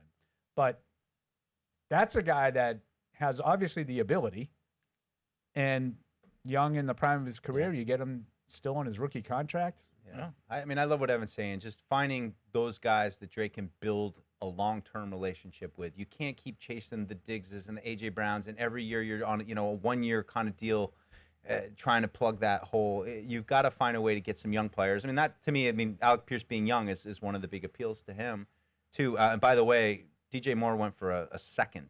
DJ Moore and a fifth for a second. It was during the break. Yeah. Oh, sorry. I must have been getting my sandwich. Oh, okay. We weren't on the air when we said that? I thought we okay. were. I was going to call you Fred, but I'm not going to call you Fred now, because now I'm just going to say we were in a break. I've seen some people with the DJ Moore thing being like, oh, that's a hefty price. Like, bad news for the Patriots. Like, just talking about it's a second for fifth and DJ. Like, it's a pick swap of like. It was a big pick swap. It's a big pick swap, but I don't think that's like a sizable trade. It's not outrageous. No. Sabah is in North Carolina. What's up? Hey there, gentlemen. It's so pleasure to just listen to you guys in my living room. It's just very enjoyable. So I just want to thank you. I like listening to you guys. First of all, about the wide receiver thing, do not get A.J. Brown. I'm not a big diva person, and I agree with you on Stefon Diggs. I think he's the guy you date, not marry. So, like you said, you threaded the needle with him, and you want to have great memories when it's over. You don't want it to end ugly, which it could, and I loved Stefon Diggs on your team. I really did. But I would not get A.J. Brown. He demeans his quarterbacks. Just ask the Philadelphia Hurts. He read books on the sidelines. He's very like, I want the ball instead of letting the offense come to him. So I think the best way for the Patriots to win Super Bowls is to do like Tom Brady. He never had that one guy. And when he did have Moss, y'all didn't win the Super Bowl. So I'd say go with by committee, and I like that Pierce guy. Now, I have one thing for you guys to consider. I know it's out of the box, and you can call me crazy, but I don't like your left side of the line at all. I would not double down with them. I would cut rates. I would trade your left guard and that left tackle guy from LSU for Max Crosby straight up. Would they do that? I don't think the Raiders. I don't think the Raiders would. No. Throw in a fourth-round pick. No. No. I think we're throw in 2 ones, and maybe you could get him with that. We're in Because I fantasy thought you land guys with did better with your backups in there. Yeah. You don't like the left side of the Patriots line, right? You don't like the left tackle and the left guard. We were on a good call until right? I don't like them. You don't like them, but the Raiders are going to like them and give up their best player for them. Yes, well, I thought the Raiders have a horrible offensive line, and I think but you don't think those players are good. they're good. So they against would bad still teams. have a Maybe the horrible Raiders play offensive bad line. teams. Is what I guess the point. Yeah. Are they going to be any better at the Raiders? No, probably not. That's why I want to get rid of them. Right. So, Here's my but the Raiders might know that. So I mean, but- it's yeah. I mean, obviously Right. unreal. You're not going to Yeah. trade two, second-year offensive linemen who started for you for the whole season. Yeah. You're going to give them a chance Yeah, to I hear you guys. continue But to here's the develop. No, but I like the creative thinking. I like the creative thinking. That's being generous. I Are the think you're Patriots being going to double down with you guys? patronizing Or are they there. going to cut bait? You got to cut your losses. Well, I don't think you it's a double down loss with yet. I don't think the Patriots think it's a loss yet. I think that, I Drake think may you, make you you might ruin move if Wilson at the center, line's and I not think your they pick. think that Campbell can get stronger and have a year 2 jump. So I don't think they think it's a loss yet. All right, well, I like the Pierce thing, but get the line fixed. Absolutely, and I don't want any divas in the house. Avoid A.J. Well, Brown. then you don't like top you don't like- receivers you because don't they're all want any- yeah, divas. you don't want any Diva. receivers then because they're all divas. No divas. Except for We Justin got- Jefferson. We just no. All right. Thanks, Saba. Iced out on the sideline, Eric is in Louisiana. What's up, Eric? as he should be. Right. Justin Jefferson. Hey, how y'all doing? I just wanted to ask this one question of, obviously we drafted Will Campbell, Travion Henderson, and Kyle Williams last year, and it was a struggle for them at times, but they obviously picked it up and they showed promise. What is the expectation for the draft picks that are coming into this year to say that, okay, we have something here, we don't have to worry about this spot anymore? So, like, as far as, like, edge, wide receiver, and, I guess, linebacker, like, is it stats? Is it something that is on tape? Or what is going to be something that's going to be like, oh, we don't have to worry about this certain position in the future? Okay. I'm not sure I understand the question. I'm not sure I follow him. Thanks, Eric. Yeah, quarterback. But I mean, otherwise, I think you can. If it's not an immediate need, it's a long-term need. I'd say cornerback is not a immediate, maybe day one need. But Carlton Davis, Yeah. you're going to need some depth there. That's Assuming one you spot. re-sign Gonzalez, which I'm expecting, I would agree with Mike on that. Running back is probably not a pressing need right now, but it's going to be, and they probably need some depth there too. Tight end is a need, wide receiver is a need, edge is a need. I mean, is Barmore going to stay? Then maybe defensive tackle isn't necessarily a need with Williams and Barmore back again. This quarterback. It's kind of Is that what he was asking? Yeah. What positions do you look at and say like that's not we're set there? I think that's the NFL too, though. It's just it's Yeah, everybody's got it's not for long league. That's what it is. And the reason why you say quarterback is because you only need one of them. Yeah. And you Right. have it. Kicker, kicker. long snapper.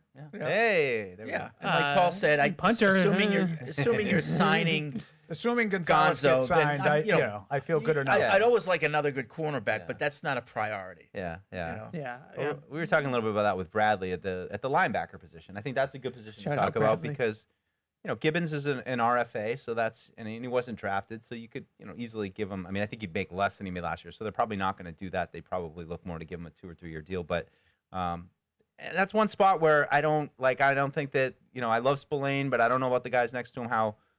If either one of those are real blue chip kind of guys, so I could see them trying to upgrade it. But at the same time, if you have to go into next season with that same 3 guys with other priorities elsewhere, it might be one of those positions where you just kind of have to bite the bullet. I think there's always positions like that where you don't go in feeling like, oh, we've got an all-star group, but it's going to be good enough for this year. I think that there's a lot of positions like that in the draft where, like, again, if you go into the draft without a bunch of needs that you have to fill immediately, linebackers, it's a great linebacker class, a great off-ball linebacker class, which is kind of a dying position. So it's been a couple years since they've had one of those. So you would like to draft one of those guys, but if you need a left guard and you need another wide receiver and you need an edge rusher, like now all of a sudden, like we're throwing darts on day 3 at linebacker. So like if you can get some of these things done in free agency, then I think you start drafting for the future. Like the other position I keep hearing so much about is right tackle and how they need to draft a right tackle of the future. Well, they're not in a luxury position right now to be drafting a right tackle of the future at 31. Like I see a lot of mocks with Blake Miller. I think he's a good player too. But like, are you in a spot right now where you can draft a player that's not going to play in 2026? Like, this isn't Nate Solder. Like, we're not in that era of Patriots football where their roster is just stacked and they have the luxury to make those types of picks. So hopefully in free agency they do a lot and they can figure that out. Proctor going 31 to Charles Davis's mock draft. Yeah, like Caden Proctor. Like, so you're gonna draft him to play right tackle 2 years from now, and do what in the meantime? And like that, and you look at edge rusher and they got they got bodies, right? Like it doesn't seem like they're there yet to make that kind of pick. Travis in West Virginia wants to know, do you get on your own nerves talking about the same 4 wide receivers for 2 hours every show for the past month? Yes. Yeah. I mean, yeah, but there's a lot of truth to that. Yeah, sure. There's a repetitive nature to what we we'll do. wait till the draft happens. I know, but it's cycles, and all of a sudden somebody will sign somewhere, and then you'll never talk about them again. I will say this year has been light years better than the last 2 in that regard, because we were talking about like since November. We were talking about Will Campbell's arms from November on last year, and the year before that we were talking about Jaden Daniels and Drake May and J.J. McCarthy ad nauseum from November on. How long have we I'll been take this over that? How long have we been coveting A.J. Brown? Like, and is there any other fan base that covers a wide receiver more than Patriots fans talk about A.J. Brown? Oh, Larry Fitzgerald. Larry Fitzgerald's a good one. He's at the Hertz counter. Right. Did you see someone put out that meme today with a little Alec guy? Pierce. And it was Kyler Murray at the Minnesota airport or something. Trying to look over the thing. That's funny. No, it's what we do. I believe me. I would love to see what this show looks like, where the Patriots have a number 1 wide receiver. Like, no joke. Like, do we have Jamar Chase on the team? And because I would say a great majority of calls somehow relate to finding a number 1, why we can't find a number 1, who's a number 1 we could get. I tried to branch out a little bit. I brought up Brian Thomas and Romeo Dobbs today. That's good. Yeah. You're bringing new names to the party, Paul. Thank you for spicing it Brian up here. Thomas is a good pull. Romeo Dobbs. Justin writes in, let's say hypothetically we sign Pierce to a contract where he's on a 3-year deal making $28 million a year. How much money would we have left over to try to get back guys like Tonga or Hawkins? Plenty. Alec Pierce or trading for A.J. Brown feels like the only big move the Patriots will be able to make. After that, I don't know how many guys they'd be able to sign in free agency. Well, they have $57 million in cap space after cutting Diggs. Yeah. And so if you're signing Alec Pierce over a multiple-year contract, if we're just going by the cap. Now, if you want to talk about the whole Felger and Maz cash thing, then that's a totally different argument. But if you're just talking about the cap, they are more than fine, especially if we're talking about the Tongas and the Jalen Hawkins. I was going to say, are we considering those like big, like, no. You're going to have no money to sign those guys? Right. We're talking about Gonzalez. Right. You need money to sign Gonzalez. Oh, we didn't talk about Alex Austin reportedly not coming back. He's not going to come back either. I mean, he didn't play last year. I didn't know about that. But it's funny though. I mean, Tonga's been on 3-4 teams. He signed a 1-year deal last year worth $2.7 million. Yeah. And I've had this conversation a couple times, like, how are we going to re-sign Tonga? And I'm like, he was a good player, but I don't think that the 2 down nose tackles, that's not a hard spot to find. Love to have him back, but it's not going to be the end of the world if he isn't. That, right? Which he probably won't.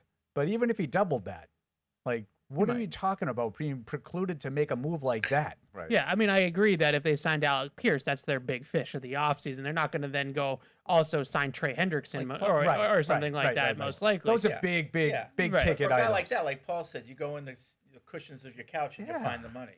Yeah. I mean, come on.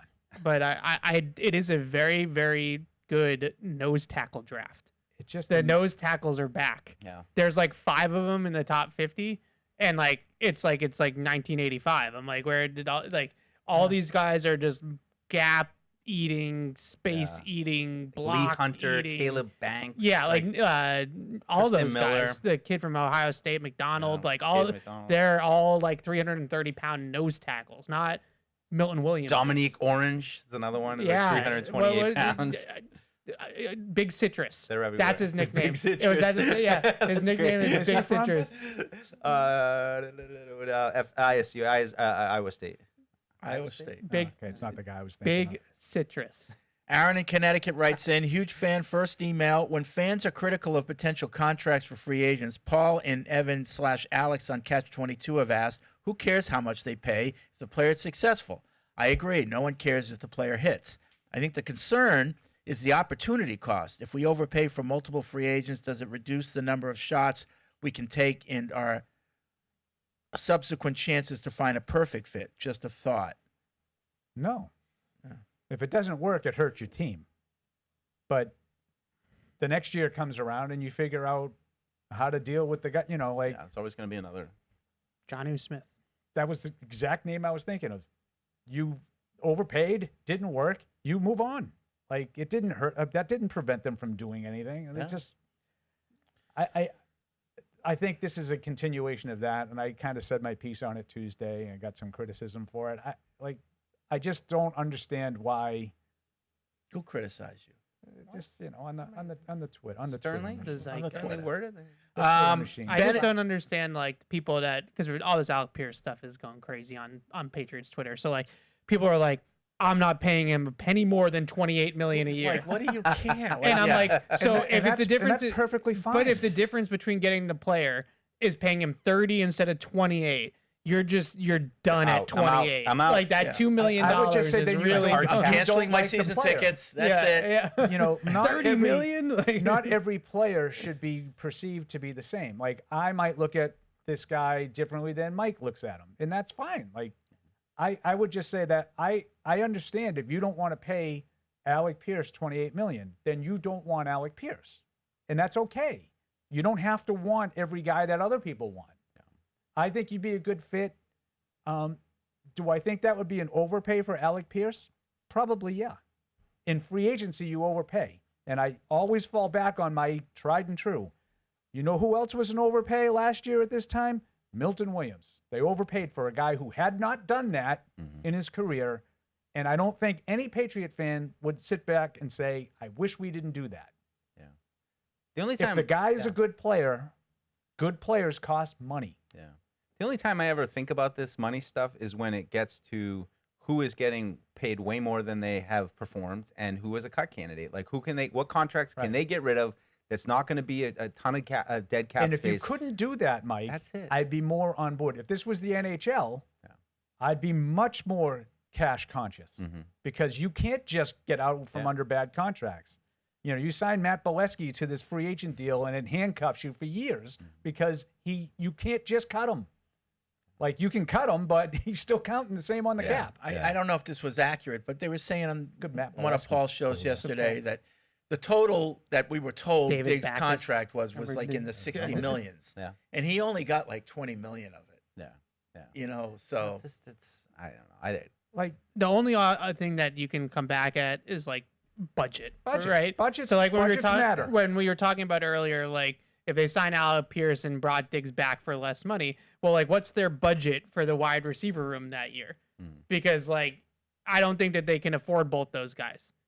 It based off of the budget. I don't know that. I'm just saying. I'm assuming. I'm guessing that they wouldn't do that.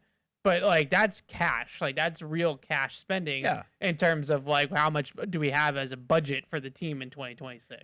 Ben in Hershey, Pennsylvania. We like to answer all kinds of questions here. Love it. So people that Off-season. aren't really into the X's and O's like Evan have a question. We want to field it. Okay. What actually makes someone a wide receiver one? Is it where they line up, how many targets they get, the coverage they draw, being a top 10, top 12, top 16 wide receiver in the NFL, or just being the most talented receiver on the team? What's the real definition? The most obvious Patriots wide receiver one was Randy Moss, but what about Edelman, Gronk, Branch? Where do you draw the line? If Diggs was drawing heavy coverage down the stretch last season and had 1,000 receiving yards, was he not worthy of the WR1 label? Why not? What was missing? So that's an excellent question. It's an excellent It's a good question. question. I would say he had it right in A, his first part. It would be my definition. You guys might all have different what was A? definitions. Like every team has, I think, a WR1, Right. but it's relative to your team. Well, so every Then team has there's a the- number one starter, but not every team has an ace. Right. Yeah. Right. Yeah. The Red Sox have an ace. Yeah. Yeah. The other teams Derek have a number Crochet one. is a number Is he a one pitcher. WR1 or is he a player who? Yeah, and I would say that Is he a Diggs, weapon? Diggs was their best receiver last year. I don't think he would have been, based on his season, would have been WR1 for a lot of other teams. Yeah. Now, I'm not saying no other teams. There would have been plenty of teams that he would have been that. Yeah. So now I think WR1 came about through fantasy football, right? There's no doubt. And There's no fantasy doubt. football is all about stats. Mm-hmm. So if you're looking at it from the true origin of it, it would be who has the That's most why production. I liked his explanation. Is it a guy who is the number one guy on your that he like generates coverage, he dictates the other team's matchups, and that to me is a true. I hate the WR1 nonsense. That's a true number one receiver. Is a guy who the other team goes in and says, when we're talking about their passing game, that's the guy we have Tuesday to player. focus on. Yeah. When they get into the game plan meeting on Tuesdays, who's circled on the depth chart. And I think Diggs was that. Diggs was that for the Patriots. Yeah. I don't think, he's not Jefferson or Chase or. Well, I think that those guys. Yeah, the answer is who do we take out has to be a tough answer to be a WR1. If it's an easy answer, he's not a true WR1. I think the first part of the answer is a coverage dictating receiver. Somebody that's at the top of the depth chart that we either have to put our number one corner on him. If we have a stud corner, we have to double him, whatever. Gosh, a true number one receiver, like a true star number one receiver, beats the double team. I was just going to say, right? That's the definition. That's the guy you identify, but you can't take him out. Right. He's a problem. Because he's too good. He's a problem. Like a true number one receiver is JSN, Puka Nacua, like a guy that just... You can double him, but Puka Nacua is getting open and getting the ball anyways. Let's play a little game then, because I was wondering, like, how many actual number one receivers are there in the NFL? And that's why I also liked his, what do you say, like 16 or 17? Because I would say probably half the league. No, he's just asking. No, I liked his. That's why I think his the difference is with Diggs. Like Diggs is a number one receiver for last year, in my opinion. Best receiver, but he wasn't beating double teams anymore. Yeah. When they took him out, he was out. Whereas some of these other guys at Deuce is going to ride a lot. So go ahead, Mike. Just going in order of receptions from last year, JSN and Puka, top two, right? I would say those are both number one George receivers. Pickens, you number one? No. I would say CD Lamb is their number one receiver. Jamar Chase? Definitely, yes. Amon-Ra St. Brown? Yes. Trey McBride is a tight end? He's a tight end. But Zay Flowers? No. Olave? Well, hold on Flowers. I kind of know. Why Zay Flowers is a number one receiver like Diggs is? Yeah, he was their volume guy. Yeah. But also, but they don't have a number one receiver, and that's part of their problem. Like, what do we do? Like, Nico Collins?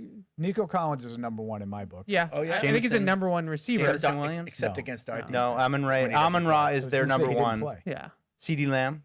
Yeah. CeeDee Lamb to me is the Cowboys' number one. I think he is number one. Yeah, he produces. He's darn good. We all agree. Yeah, but they were saying on your shows yesterday that he's not that good. They hate everybody in the league. Sucks. They're like you when they leave the Patriots. I mean, I'm not saying that he's like, I get what his shows are saying about his competitiveness and all that, but talent-wise, he's a top 10 receiver in the league. Justin Jefferson? Oh, yeah. No. Cortland Sutton? No. So I don't think he is. I think he's a number one receiver. Yes. I don't think he's their number one, but not he's number not one. elite in the league. Yeah. Wandale Robinson? No. That's Malik Neighbors. Ted McMillan? No. Yes. Trending. Yes. Trending. Ted McMillan is Not number yet. one. He's a number one receiver. Arrow upward. Stephon Diggs, number 16 Yes. in receiving yards. Yes. Devontae Smith? No. Devontae Smith, no. Nice. Classic Nice. two. Classic Robin. We're almost through all the 1,000-yard receivers. Michael Wilson of Arizona had No. 1,000 yards. No. A.J. Brown Yes. Yes. and Alec Pierce, and then Emeka Ibuka rounds out the I would top. say Trending. no. I would say 20th. no on both of those, but I think Ibuka could be that. Debo Samuel used to be in his prime, but not anymore.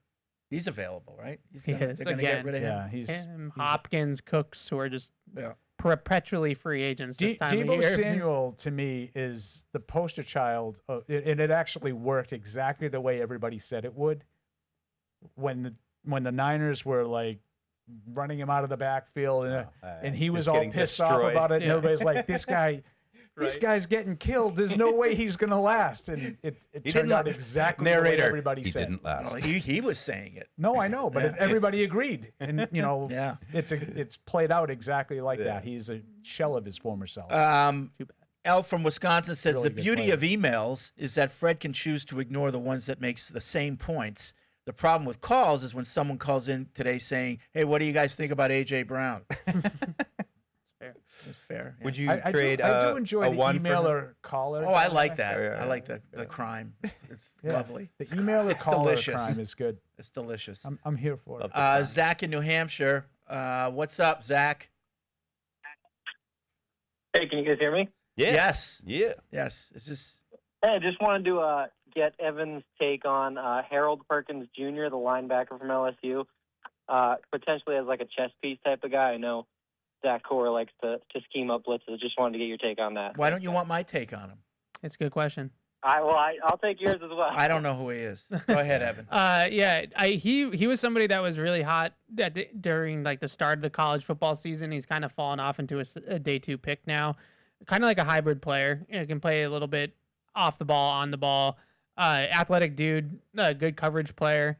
I don't hate the player, but something has been off with him. He didn't have a great season at LSU, and then he kind of fell down the board a little bit. As we've moved on here, going into college football season last fall, like some people are like Harold Perkins, top 20 player in this class, and now we're looking at him as like a day 2 pick. So put him in that group. Him, Jacob Rodriguez, all those linebackers are kind of in that day 2 cluster. He's in that group. Wouldn't you say, though, when Bill's defense, it was hard to kind of pin that spot. Like he wanted bigger dudes on the inside, and now it just feels like these guys are more in play. Like I don't think Bill in 100 years would draft Rodriguez, even though he's probably for special teams. But like these guys can play in this variable. So Zach, what's your take on him? I really like him. Obviously, as a freshman, was considered a top 10 pick, one of the top players in the nation, and then tore the ACL and has had 2 down seasons. But he played the star position at LSU, so I think, you can really move him around. I think he's a freak. And then one more I just wanted to know about. You saw Jeremy Bernard as like a younger Debo Samuel. Yeah. And then I'll take it off the air. Thanks, guys. Okay, thanks, Zach. I like Bernard. I see him a little bit different than Debo. I think he's more of a complete receiver than Debo, but not the ball carrier that Debo was coming out. But he's smooth. Like he looks like he's like running around and it's effortless. Really good change of direction, really good at the top of the route, efficient mover. There's something about his play strength and just sort of his physicality that's lacking. Does not have very good numbers on like contested targets, finishing in traffic, finishing through contact, like all that kind of stuff that does matter in the league a lot more than it matters in college. So that's sort of the knock on him, but I think he's trending towards fringe top 50. He'll be a second rounder for sure. Tom in New Jersey has a quick would you rather game. Oh, ready? Nice. Would you rather wide receiver Brandon Ayuk or Juwan Jennings? Juwan Jennings, because I think Brandon Ayuk's career is done. Yeah. Juwan Jennings. Yeah. Alec Pierce or AJ Brown? Alec Pierce. Alec Pierce now, yeah. Boya Mafe or Caleb Von Chasen? I'm going to say Chasen because he was here, and I know it worked. Yeah, I'm with you. I like Mafe, though. Nakobe Dean or Devin Lloyd? Devin Lloyd. Isaiah Likely or Cade Otton? I like Nakobe Dean. I'm going to be okay. Isaiah Likely. On that one. I saw him do Isaiah Likely and who? Cade Otton. Probably Cade Otton. I don't. Out. I'm not enamored with either one. But No. Last two are guards, left guards. Isaac Simolo or Joe Bitonio? Suamalo? Suamalo? So Suamalo is younger. Yeah, Bitonio's like a dig situation. Like you're gonna get him for a year. And that would be my only question. I know both of those names. I didn't know. I mean, coming from San Fran, is that more like a wide zone kind of guy? I would believe Cleveland was more Pittsburgh. Oh, am I confusing him? Yeah. No, Sumalo's a good player, but I think he's probably going to make some money on. I think those guards are going to cash in. Yeah. He's Edwards. probably looking at 12. Yeah. Speaking of Edwards, that's the next one: Zion Johnson or David Edwards. Oh, Edwards. Edwards. I don't understand the Zion Johnson's thing been at all. a bust. Yeah, he's been terrible. I have no idea why he's in this cluster of players. You remember when like all of the Chargers offensive linemen were hurt and Justin Herbert got killed last year? Zion Johnson was in there. He was fine. And he was the starter. Like he was the day one starter at that position and was a turnstile. No offense. All right. Love you, mean it. Back to the phones. Not really. Danny's in Daytona. What's up, Danny? Hey, what's up, fellas? How y'all doing today? Hey. Okay. Hey, so I just wanted to give two quick takes. Hey, I don't know if you guys heard it, Paul or Evan or Fred or Mike, if you guys heard about I saw a report a couple of days ago about Vidarian Lowe. They were saying how Vidarian Lowe has kind of grown a market. You remember we all were talking about how crazy, how terrible he was in 24, and then he, gets a new coaching staff, and Josh comes in, and this guy looks pretty good in Will's absence, and now there was an article I was reading from Nesson, and I'm like, dang, this guy, he did play well, and I'm like, man, the Patriots probably should bring him back.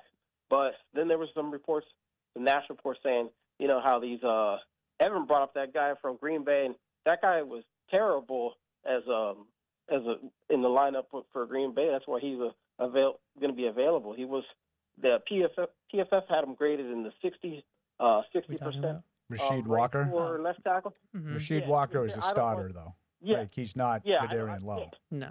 Yeah, I know, but he is definitely. I would never want Evan in his announcement made a comparison about maybe possibility of Patriots looking at that. I said I would not want that. Yeah, I don't know if Evan said that too, but that was, you can blame me on that one. I'm the one that brought up Rashid Walker. No. And Yeah, I would absolutely be interested in him. No, I would not. Yeah, I would resign. Yeah, I don't really care what his PFF grade is. That. Yeah, I would be calling. I would resign in Vidarian Lowe before I'd be calling that guy into the building. I just don't know where Rashid Walker So one guy plays. starts in the league and the other guy doesn't. Like, yeah, but I mean Vidarian Lowe. You know Where's who he playing? He's Right coming to tackle? the building. no. I'm just saying the players, like Vidarian Lowe, Rashid Oh, Walker. no, Rashid Walker's a better left tackle player, for the sure. Green Bay Packers. He's Yeah. a better player. Yeah, he's a better player. I just for the Patriots, unless you're kicking Morgan to the I was to looking. the curb. Well, I was not kicking Yeah, him I to mean, the no, curb. I was no. kicking Campbell inside. But now No. that's all a moot point Yeah, because they're pretty adamant that that's not happening. Yeah, gotcha. Yeah, no, like I said, if we were bringing maybe Walker on the right side, but no, if you were going to swap him for Campbell, I have no interest in that. Like Bertan was saying, like that's stupid. Oh, That's we're not doing that, stupid. so we can move on. Well, they're not moving Will Campbell, so Yeah. we don't need to Yeah. discuss it. And then the other topic I wanted to bring up that I keep been meaning to bring up all during the off season. Colin Hurd made a really good point. A lot of young teams have failed. You know, the main cause why we see a lot of quarterbacks across the league have failed in the NFL is because they haven't had the 3 successful P's. And you know what those 3 P's are? Good play caller, good protection, and dynamic playmakers. If you don't have those 3 P's, you see the Patriots for the longest time when we had Mac Jones, we failed them. They didn't give him a good offensive line. You guys talked about this during that time. Bill was reluctant on paying top receivers big money. He was stuck in the past, and then he kept trying to bring his boys in, people he knew. He was reluctant in bringing good people in to call plays besides Josh after Josh took off. And you see a lot of teams have that same issue. They keep kicking the can at these old play callers or play callers who don't adapt to the game, and then they may have 1 or 2 good playmakers. So I think if you look at the great teams like the LA Rams, the Eagles, the list goes on, the Kyle Shanahans of the world, they have these dynamics. It's a scheme. They don't. The Eagles' offense was one of the worst coordinated offenses in football last year. And the guy got fired. Well, I'm saying over collectively when they had Kellen Moore, they were good. You saw once Kellen Moore left, Kellen Moore is a scheme guy, and Colin Hurd made that analogy. When you have Kyle Shanahan isn't just a good head coach; he's a scheme guy. Anybody you can plug, you can take a Jag and put him in a system, he can make it work because he knows how to scheme people in and make it work. The only team he had really good major struggles, and he even came on the NBC broadcast, he said, was the Seahawks. He just couldn't crack McDonald's defense. He said he admittedly on the broadcast, a lot of people thought, oh, Kyle Shanahan should go into broadcasting if he goes out to coaching.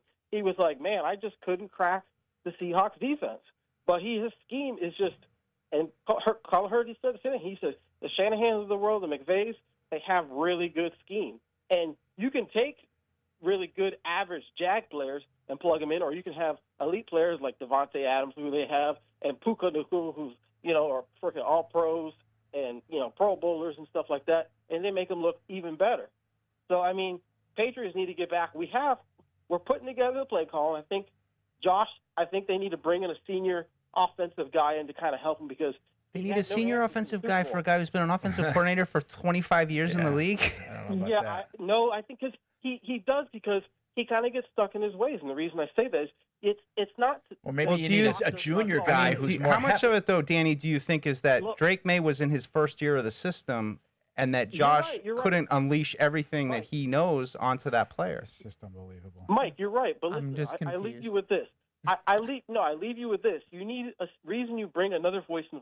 I wanted them to bring in Greg Roman was a terrible offensive corner, but damn, that guy can freaking like Colin Hurd said. He can call. He knows run concepts. And the one reason that got him ran out of Baltimore is he didn't know how to scheme a pass. He couldn't scheme passing plays. He knows how to get dominant run game out of quarterbacks and the running backs and move it the tight ends around. I think you bring in a guy that's similar to Greg Roman that has a real good run game background and you bring them into the building and say, hey, look, I want you to come up with run game concepts. Not that I can't do it. I just want you to focus on calling run game concepts. And on game day, we'll mix that in, and we'll mix my play calling with the passing game. Because obviously the run game was the Patriots' plague all year. I mean, you look at Travion Henderson, he looked like, what's his name, the guy from the Seahawks, Walker. He's a one-trick pony. Besides, his only best quality was his I don't even know. speed. I've lost the plot like 5 minutes ago. There's been All right, thanks, 17 Danny. points made in this call, and I believe I disagree with all 17. Listen, no. No, I don't necessarily. I just don't even know. So we have he's an issue fine. at play caller now. I didn't say he didn't have a right to have his opinion. I'm just saying I disagree with I'm seriously just virtually asking. everything he said. I thought about what you just said though, Deuce, a little bit. Just like by the end of the season, you're watching the Patriots offense and you're watching it, and like there's just a lot of repeat plays, right? Like they're just kind of hitting the same buttons over and over again. And great play callers, especially guys that have 2 weeks to prepare for something like the Super Bowl, they're going to sort of pick up on these tendencies and figure out what your core concepts are and all that kind of stuff. And it did dawn me because of what you were talking to me about, like how much was it that they just had a bunch of young guys out there that they just couldn't open up the playbook, so to speak, in the way that maybe they can moving Including forward. the quarterback. By No, the way. no. I mean, I'm really No, talking about specifically the quarterback. Yeah, because what did we talk about going into this season was that now it's all going to be on Drake. Drake's going to have to make the calls at the line. Drake's going to have to call the protections out. Yeah. Do you think that Mike McDonald screwed with that a little bit and was able to get him on some things and get him in his own head a little bit? Yes. Yeah. I thought the offense had a tremendous season. From the play caller to the performance of the players on the field, I thought they maximized what they had. Like, the whole thing started with quarterbacks get failed when they don't have basically everything at an elite level. Right. Well, I don't really need a quarterback then. Like, if I have, like, great players at every level and I have great play callers, like, I need the quarterback to be able to do a little bit more than that. For the most part, because there's no real perfect situations. Right. And the run game stuff, like last season is the outlier for Josh McDaniels. Like McDaniels has always had a really good running game statistically, and so has Vrabel. Yeah. I mean, obviously, he had Derrick Henry. And that's the last thing I want, by the way, is a Greg Roman clone. But I think last year was, even in Vegas when Josh Jacobs led the league in rushing, and McDaniels' his only full year in Vegas. From a mental standpoint, was last year a wasted year for Drake May? A wasted year? What? No, just the opposite. I don't mean when I say last year, I mean his first year, his rookie year. Oh no. But I think it's a lot more about 2025 now and going forward and being in this offense, right? And using that as a spring. I think he worked on a lot of fundamental things physically. I see what you're getting at. But he also was in a different offense and learned about it. Was there anything that he could have taken mentally from 04 and applied it to 05, or was he starting over? For sure. No, I mean, I know what you're saying. I think facing Offensively, defenses for sure. different scheme, but just being in an NFL game and understanding the flow of the game and what's going to be required of you and how hard it is to win. But I get what you're saying, Fred, about did he schematically learn things playbook wise? I mean, probably a little bit. I mean, you're still throwing similar concepts. Well, and just that kind take it of a stuff, step further. Let's just say, for argument's sake, a hypothetical happens and Josh McDaniels needs to resign tomorrow, and they need to bring in some guy who's not Ashton Grant or Todd Downing or Thomas Brown. Thomas Brown. They have to go outside, and someone comes in and has a completely different offense. Was last year a waste for Drake May? Well, but what if it taught him how to read defenses? Right. You don't think you got taught how to read defenses the year before? I don't know. Oh, is this another one of those things that guy's not here anymore? So now he was I complete thought last year, like the whole calling at the line was not last year. I keep saying last year. 04, AVP. it wasn't his responsibility to make the calls at the line. It was different. His responsibility. No, but the guy who comes in next year, like in this hypothetical, might not ask him to do that either. I know, but I'm just saying. But he learned about it. Did he? How do you not learn? In 04? Making calls at the line as a No. You learn how to play the game. I don't care exactly what you do. How to play the game. There's value in you're facing defenses so Alex and Van you're Pelt's seeing offense was coverage. different. All right. Yeah, I think in 2024 there was a lot less on him mentally, both at the line of scrimmage and also post snap because they had a lot more pure progression reads in that offense and not as much coverage reads. So I think in a lot of ways, Josh McDaniels' offense was a step up from maybe like graduate level to like PhD, or doctorate level of offense. But I don't think that necessarily means that you didn't learn anything in 24. It's just a different level of different style of offense. I would hope. Anyway, Yeah. if he didn't gain experience and learn something from it, that's a bad sign. No, I think he definitely did. Adam in Louisiana says Evan is wrong. Oh. Harold Perkins is not a good coverage player. I graduated from LSU and watched every LSU football game. He moved from an on-the-line player as a freshman to an off-ball linebacker because he's too small for edge. He has looked completely out of place at linebacker. He has no instincts for coverage and isn't great against the run. His best position is being a QB spy. Interesting. Okay. That's it? Yeah, I mean, You're gonna like if he has an opinion, he has an opinion. okay. Along watched every game. Along those lines, I had a lot of I don't people know- watch every game. It doesn't mean I they don't know know what if you they're watching. caught. I don't know if you caught this, but late last week there was a little Twitter thing where some guy was in an argument on Twitter. What? Saying that happens? This has been Christian Watson's whole MO. He does this, this, and this, and he's always hurt, and he was a one-trick pony in college. I've watched every game that he's played. And he was arguing with Christian Watson's father on Twitter. And he goes, well, actually, I'm Christian Watson's dad, and I've seen every game he's played at every level. And none of what you're saying is true. Well, that's funny. It was awesome. That's funny. It was I hope awesome. he didn't back down. He's like, with all due respect, I still think. Paul, is that what you call being ratioed? If you say so, I don't know that term. They don't use that anymore on Twitter? Ratio? I got ratioed. I've never heard that, Yes. but I'm not. That doesn't mean it's Have not you a thing. heard it, Evan? I wouldn't hear these Yeah, things. being 'cause- ratioed means that there's more replies to your tweet than there are likes on your tweet. Oh. So like when you have a really bad take and you get ratioed, that means that your replies are outnumber the people that agree with you. Got you. Because a like is usually seen as like an endorsement, good- like yeah. that good take. Yeah. Ask Ben Volen about it. Yeah. I'll bet you he falls into that category quite I don't often. even know why he posts anything. I mean, The- immediately the Alec Pierce just- tweet was hilarious. Is he being obtuse? I'm like, I feel like Ben Volen's purposely yeah. obtuse. I think like, he, I'm like, no, yeah, you he's- are just yeah, putting he's- this out He's an there. No one- antagonizer. Yeah, just like Paul shows. I He's just love it. poking the I bear. love it. You guys make fun of me because I'm always being critical, and now you guys are beating up on poor Ben. Let's see. Adam in California. What's up, Adam? Hey, how's it going, guys? Okay. Everything. I watch your show every week. I just wanted to give my quick take when it comes to There. Oh, give me 1 second. When it All comes right. to Well, wide take your receiver. time. Yeah, we have all day. Get back to us when you have a Sorry about that. chance. Yeah. A lot of people are talking about Alec Pierce. He's a great player, but honestly, I just don't see him in that level. And if A.J. Brown would be out, like, why not, if you're going to shoot for the stars, why not give Minnesota a call? I know it sounds crazy, but when you look at Minnesota's position, they're literally like $50 million over the cap space. They have no quarterback. Justin Jefferson, it's been like 2 years already that he's been like frustrated. So, and you see Minnesota selling pieces. So why not give them a call and see hypothetically, hey, what would it take to get Justin Jefferson? Thank you guys. Okay. I think that those types of calls happen every year. It's worth the call. And they say it's either a straight click, you just hear nothing, or you hear, well, if you're willing to trade us 4 first-round picks or whatever the maximum is, then okay. Yeah, well, so listen. no one wants to give a first-round pick, and what is it? What is Philadelphia looking for? Supposedly a 1 and a 3 and a player. Yeah.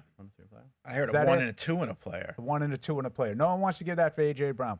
What do you think Minnesota would accept to get to deal? A 1, a Justin 1, Jefferson? a 1. Probably. And a player. You're probably right. 3 1s. Yeah. Yeah. Sounds right. Yeah, but I'd do it just to have it's to worth a avoid call. having to You talk never about it know. anymore. It's worth a call. We got a number 1. Yeah. Noah in Toronto. I don't get why Paul and Evan have such a hard time understanding why fans felt like Diggs' $20 million cap hit was too high. It's about opportunity Well, his cost. cap hit was 26. When someone says that His paying salary him was $20 $20 million is too large, they're implicitly saying that they like to spend those resources elsewhere. Of course, cap numbers can be manipulated to a large extent, but at the end of the day, Kraft cannot put infinite resources into the roster. Would you rather have Diggs or say Jalen Phillips? Paul, don't say both. At some point, there's a limit on the amount of resources the team is willing to spend on the roster. If you want Diggs and Phillips, then there has to be a cut made somewhere else. Or less. I have repeated that. I have repeated that point for 3 weeks, so I don't really know. So yes, that's the other side of the argument is opportunity cost. Absolutely. I'll take Jalen Phillips, but I need to know what you're doing at wide receiver. Who's Diggs' replacement? Yeah. See, the thing that I push back on is everybody says, I don't want to pay Stefon Diggs $20 million this year. Okay, well, you have to pay somebody something to replace Stefon Diggs. What is that going to be? That's what my comparison is. My comparison isn't with the best edge rusher available on the market. My comparison is I'm going to now have Darnell Mooney playing my volume wide receiver instead of Stefon Diggs, and it's going to cost me $13 million for Mooney. It would have cost me $20. I'll take Diggs. To me, sports would be a lot more enjoyable to follow if we weren't talking about money all the time. Oh, yeah. If you just do it the way Evan and I do it and ignore that part of it because it's not ours, right. then you can just sort of talk about evaluate what players makes you better. You really want it. There's a way to make it happen. I mean, it's but I guess everybody enjoys They it. should treat contracts like HIPAA. Tom Brady, Like it's this your is health, all you don't know. this is all Tom Brady's fault. Because Tom Brady won at an exceptionally high level for an exceptionally long period of time, and it didn't matter who the pieces were, so you could fit them in with the cheapest ones that you could get. Problem is, not everybody's Tom Brady, and it doesn't work like that for most teams. Yeah. I do think that this, in a way, the organization has learned that in the last 5 or 6 I don't think years. there's any doubt. They did it the whole way, too. Because I think that the way that they've been willing to go to the top of the market at wide receiver, really since Elliott Wolf started making decisions around here. Yep. Now, they haven't always landed. They haven't landed, but they're trying. But they've been trying every single offseason since Elliott Wolf took more power. And last year, $175 million in guaranteed money they said in free agency. That's a lot of money. That's what's exciting to me about this little pocket in time of, like you said, Ev, that's what I've been thinking about. They've been in on all these guys. I mean, Calvin Ridley's and the Brandon I mean, they take swings at all these guys. I'm sure they're taking a swing on every single one of these guys. Jack in Inaba, for the love of God, does anyone remember how the Seahawks trashed the Patriots' offensive line in the Super Bowl? This talk that wide receivers should be the Patriots' number one offseason priority is madness. Why not both? The number one offseason priority is offensive line, and the Patriots need at least 2 new players to fix it. So here, I don't think you're wrong. I think the offensive line struggled, okay? Might they not have struggled as much if the wide receivers were better? Right. It's all one thing. You know, did Drake hold the ball a little bit? Right. Did he look a Might little they have- unsure of himself? Might they look better if Drake knew what was coming? And maybe if Drake played better, the offensive line would have looked better. Maybe if the receivers uncovered quicker, Drake would have played better and the offensive line would have looked better. I don't know why it's not both. It's everything. Well, Like, I don't- but like, if you have to pick a top, you know. But why do I have to pick a top? Because he asked you to. Okay, but if I had to pick a top, it's wide receiver. Yeah, right. Exactly. Like every single overhauled the offensive Evan line. says you can't. You have to have 1 and 1. Because every single time I ask Mike Vrabel, Elliott Wolf, what are your needs this offseason? Depth across the roster. Right. It's never. Well, It's they're never not going to give you that. No, because no, now- they did. They afterwards they'd said playmakers, offensive line, edge, but they're just saying like don't lose sight of the fact that we need to improve the whole thing. Right. So like when people say, you know, why are we prioritizing offensive line over wide receiver? They're not. They're trying to get better at both areas, I know, and but that's possible. But he didn't say what they're doing. He just wants to know what should be the priority. Well, my pick is wide receiver. Yeah. If I can only say one thing, that would be my choice. I spent the whole year and everybody telling me how much better the offensive line was. And then they had a horrific Super Bowl, and I'm going to overreact to that now, according to you. Yeah. Not Right. me. Right, I that's think true. the offensive line is mid. True. Yeah. But it was mid. I was told mid all was year, a lot better than where it I was. was told all year that there wasn't an issue. It wasn't mid in 04. So now all of a sudden, all these people are like, we have to get at least 2 new offensive linemen. Right. Well, Right. He's not an outlier, the emailer. But a lot of people believe that. But in our defense, the only positions we're really talking about this offseason are edge, wide receiver, and offensive line. Unless That's Moses retires, I think you need 1 new You need a left guard. You need the Yeah. left guard. Just- Evans thing, I rubber stamp it 100%. I would love it. I would just love, the David Edwards signing. Great. Yeah. Plug him in. Let just Wilson don't see compete inside. Why don't you see it? Because I think it'd be too much. Too much money. And I think that they. It's not. It's the guard market. We're not asking you to pay him $30 million a year. Go No. give David Edwards 19. I 15, would. But do you even have 17? to? Do you even have to go to the top of the list? I No. mean, can you get a No, if you solid want- guard? If you want to get down better, the list, I think I don't want to just have a guy who's as good as the guy I have. I think that any one of the guys besides maybe Zion Johnson, no disrespect, is better. Who's Zion Johnson? Is better Catching all kinds of because passes. I just it blows my mind. It really bothers me. I know we're running out of time, but it really bothers me when we're sitting on my couch on Sunday watching the combine, and Ian Rappaport's face comes up on the screen, and he sells me that Zion Johnson's going to make $20 million a year on the open market. I think these guards are going to make a lot of money. Okay, but I'm looking at it and I'm like, first of all, if you're watching this right now, you're like the nerd of the nerd of football world. It's offensive line workouts on a Sunday in March. I proudly did not watch any of this. fair enough. Okay, so like he comes on the screen and he's like, not a lot of people have probably heard of David Edwards and Zion Johnson. And I'm like, so I'm sorry, that's bro, ridiculous. Everybody watching has heard of those two players. Yeah. And then he tries to sell me that they're going to pay Zion Johnson $20 million a year. Yeah, I don't know what the numbers are going to be. That's crazy. But I I'm do sorry. think there's going to be a market for those guys. The Bills have the Yes. center too, McGovern. Yes, I think there's going to be a market for I mean, they're talking about Sumalu, Linderbaum being Edwards. over $20 million. Yes, well, Linderbaum's a great player. Right, but I think these interior offensive linemen are going to make some money. All right, we're going to wrap up the I show with digress. Sam in Connecticut. What's Don't up, lie to me, Sam? Ian Rappaport. Hey Sam. guys, I have two things. First, I had a minor correction. So getting ratioed isn't like more replies than like likes. It's when someone replies and they just get a lot more likes than the original like tweet. Disagree. Oh, I have no idea. Yeah, that's just like the general consensus I think for it. But anyway, the question I had. Don't think I know so. Where's Alex? Talking a lot about KC Concepcion from Texas A&M. I was just wondering, what role does he kind of play as a receiver, like an XYZ, and who do you think he would replace? Would he be taking like Diggs' spot? Diggs Z. Yeah. And that's all I have now. Yeah, you'd be a Diggs in training. Yeah, Diggs Z spot, moving around. Yeah. Have they somebody play him in the outside. slot, Mike? They play him in the Getting slot. ratioed. They play him in the slot is more. social media slang for a post usually on X that receives significantly more replies and comments than likes or shares, signaling widespread disapproval or backlash. Okay. Whoa, he dropped the phone. Drop the phone. Drop the phone. I think we was have a Paul topic, White. Alex, for the newsletter. Ratioed. Ratio. And then maybe you can do some other. I just told you what it means. Can I actually, Fred, before we wrap up, can I Well, ask? according to who? Is there an Me, AI, everybody. AI. Any chance we have to hop in here at all on Monday when free agency stuff's going on? Emergency? like For an an emergency emergency. I don't know. Is there Maybe we like stay on even our with the toes? so? Would you consider AJ Brown like huge? Yes. Yeah. Huge news. I think that would be a Okay, big. so there might be a chance. we I pop think in AJ here. Brown. Yeah. Acquiring AJ Brown to me would be emergency pod worthy. Okay. That's just my view, Yeah, my yeah, opinion. I- but I'm always looking I'd to do be more happy shows. to hop now. in and Yeah. Because hop you in know, and- You do won't I- be here. do I All do right. it from the home We're gonna- base? Do I do it We're from gonna the- wrap it up. for that. I Don't worry. hope everyone Mike has and a I good will do it. weekend. Thanks for watching.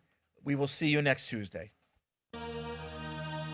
Hey, this is Matisse. Thanks for tuning into the show. If you really want to help us, make sure you like us wherever you get your podcasts, like Apple Podcasts or Spotify. Also, make sure to follow us on the New England Patriots YouTube channel to see this show and everything else here that we do at the Patriots. Thanks a lot.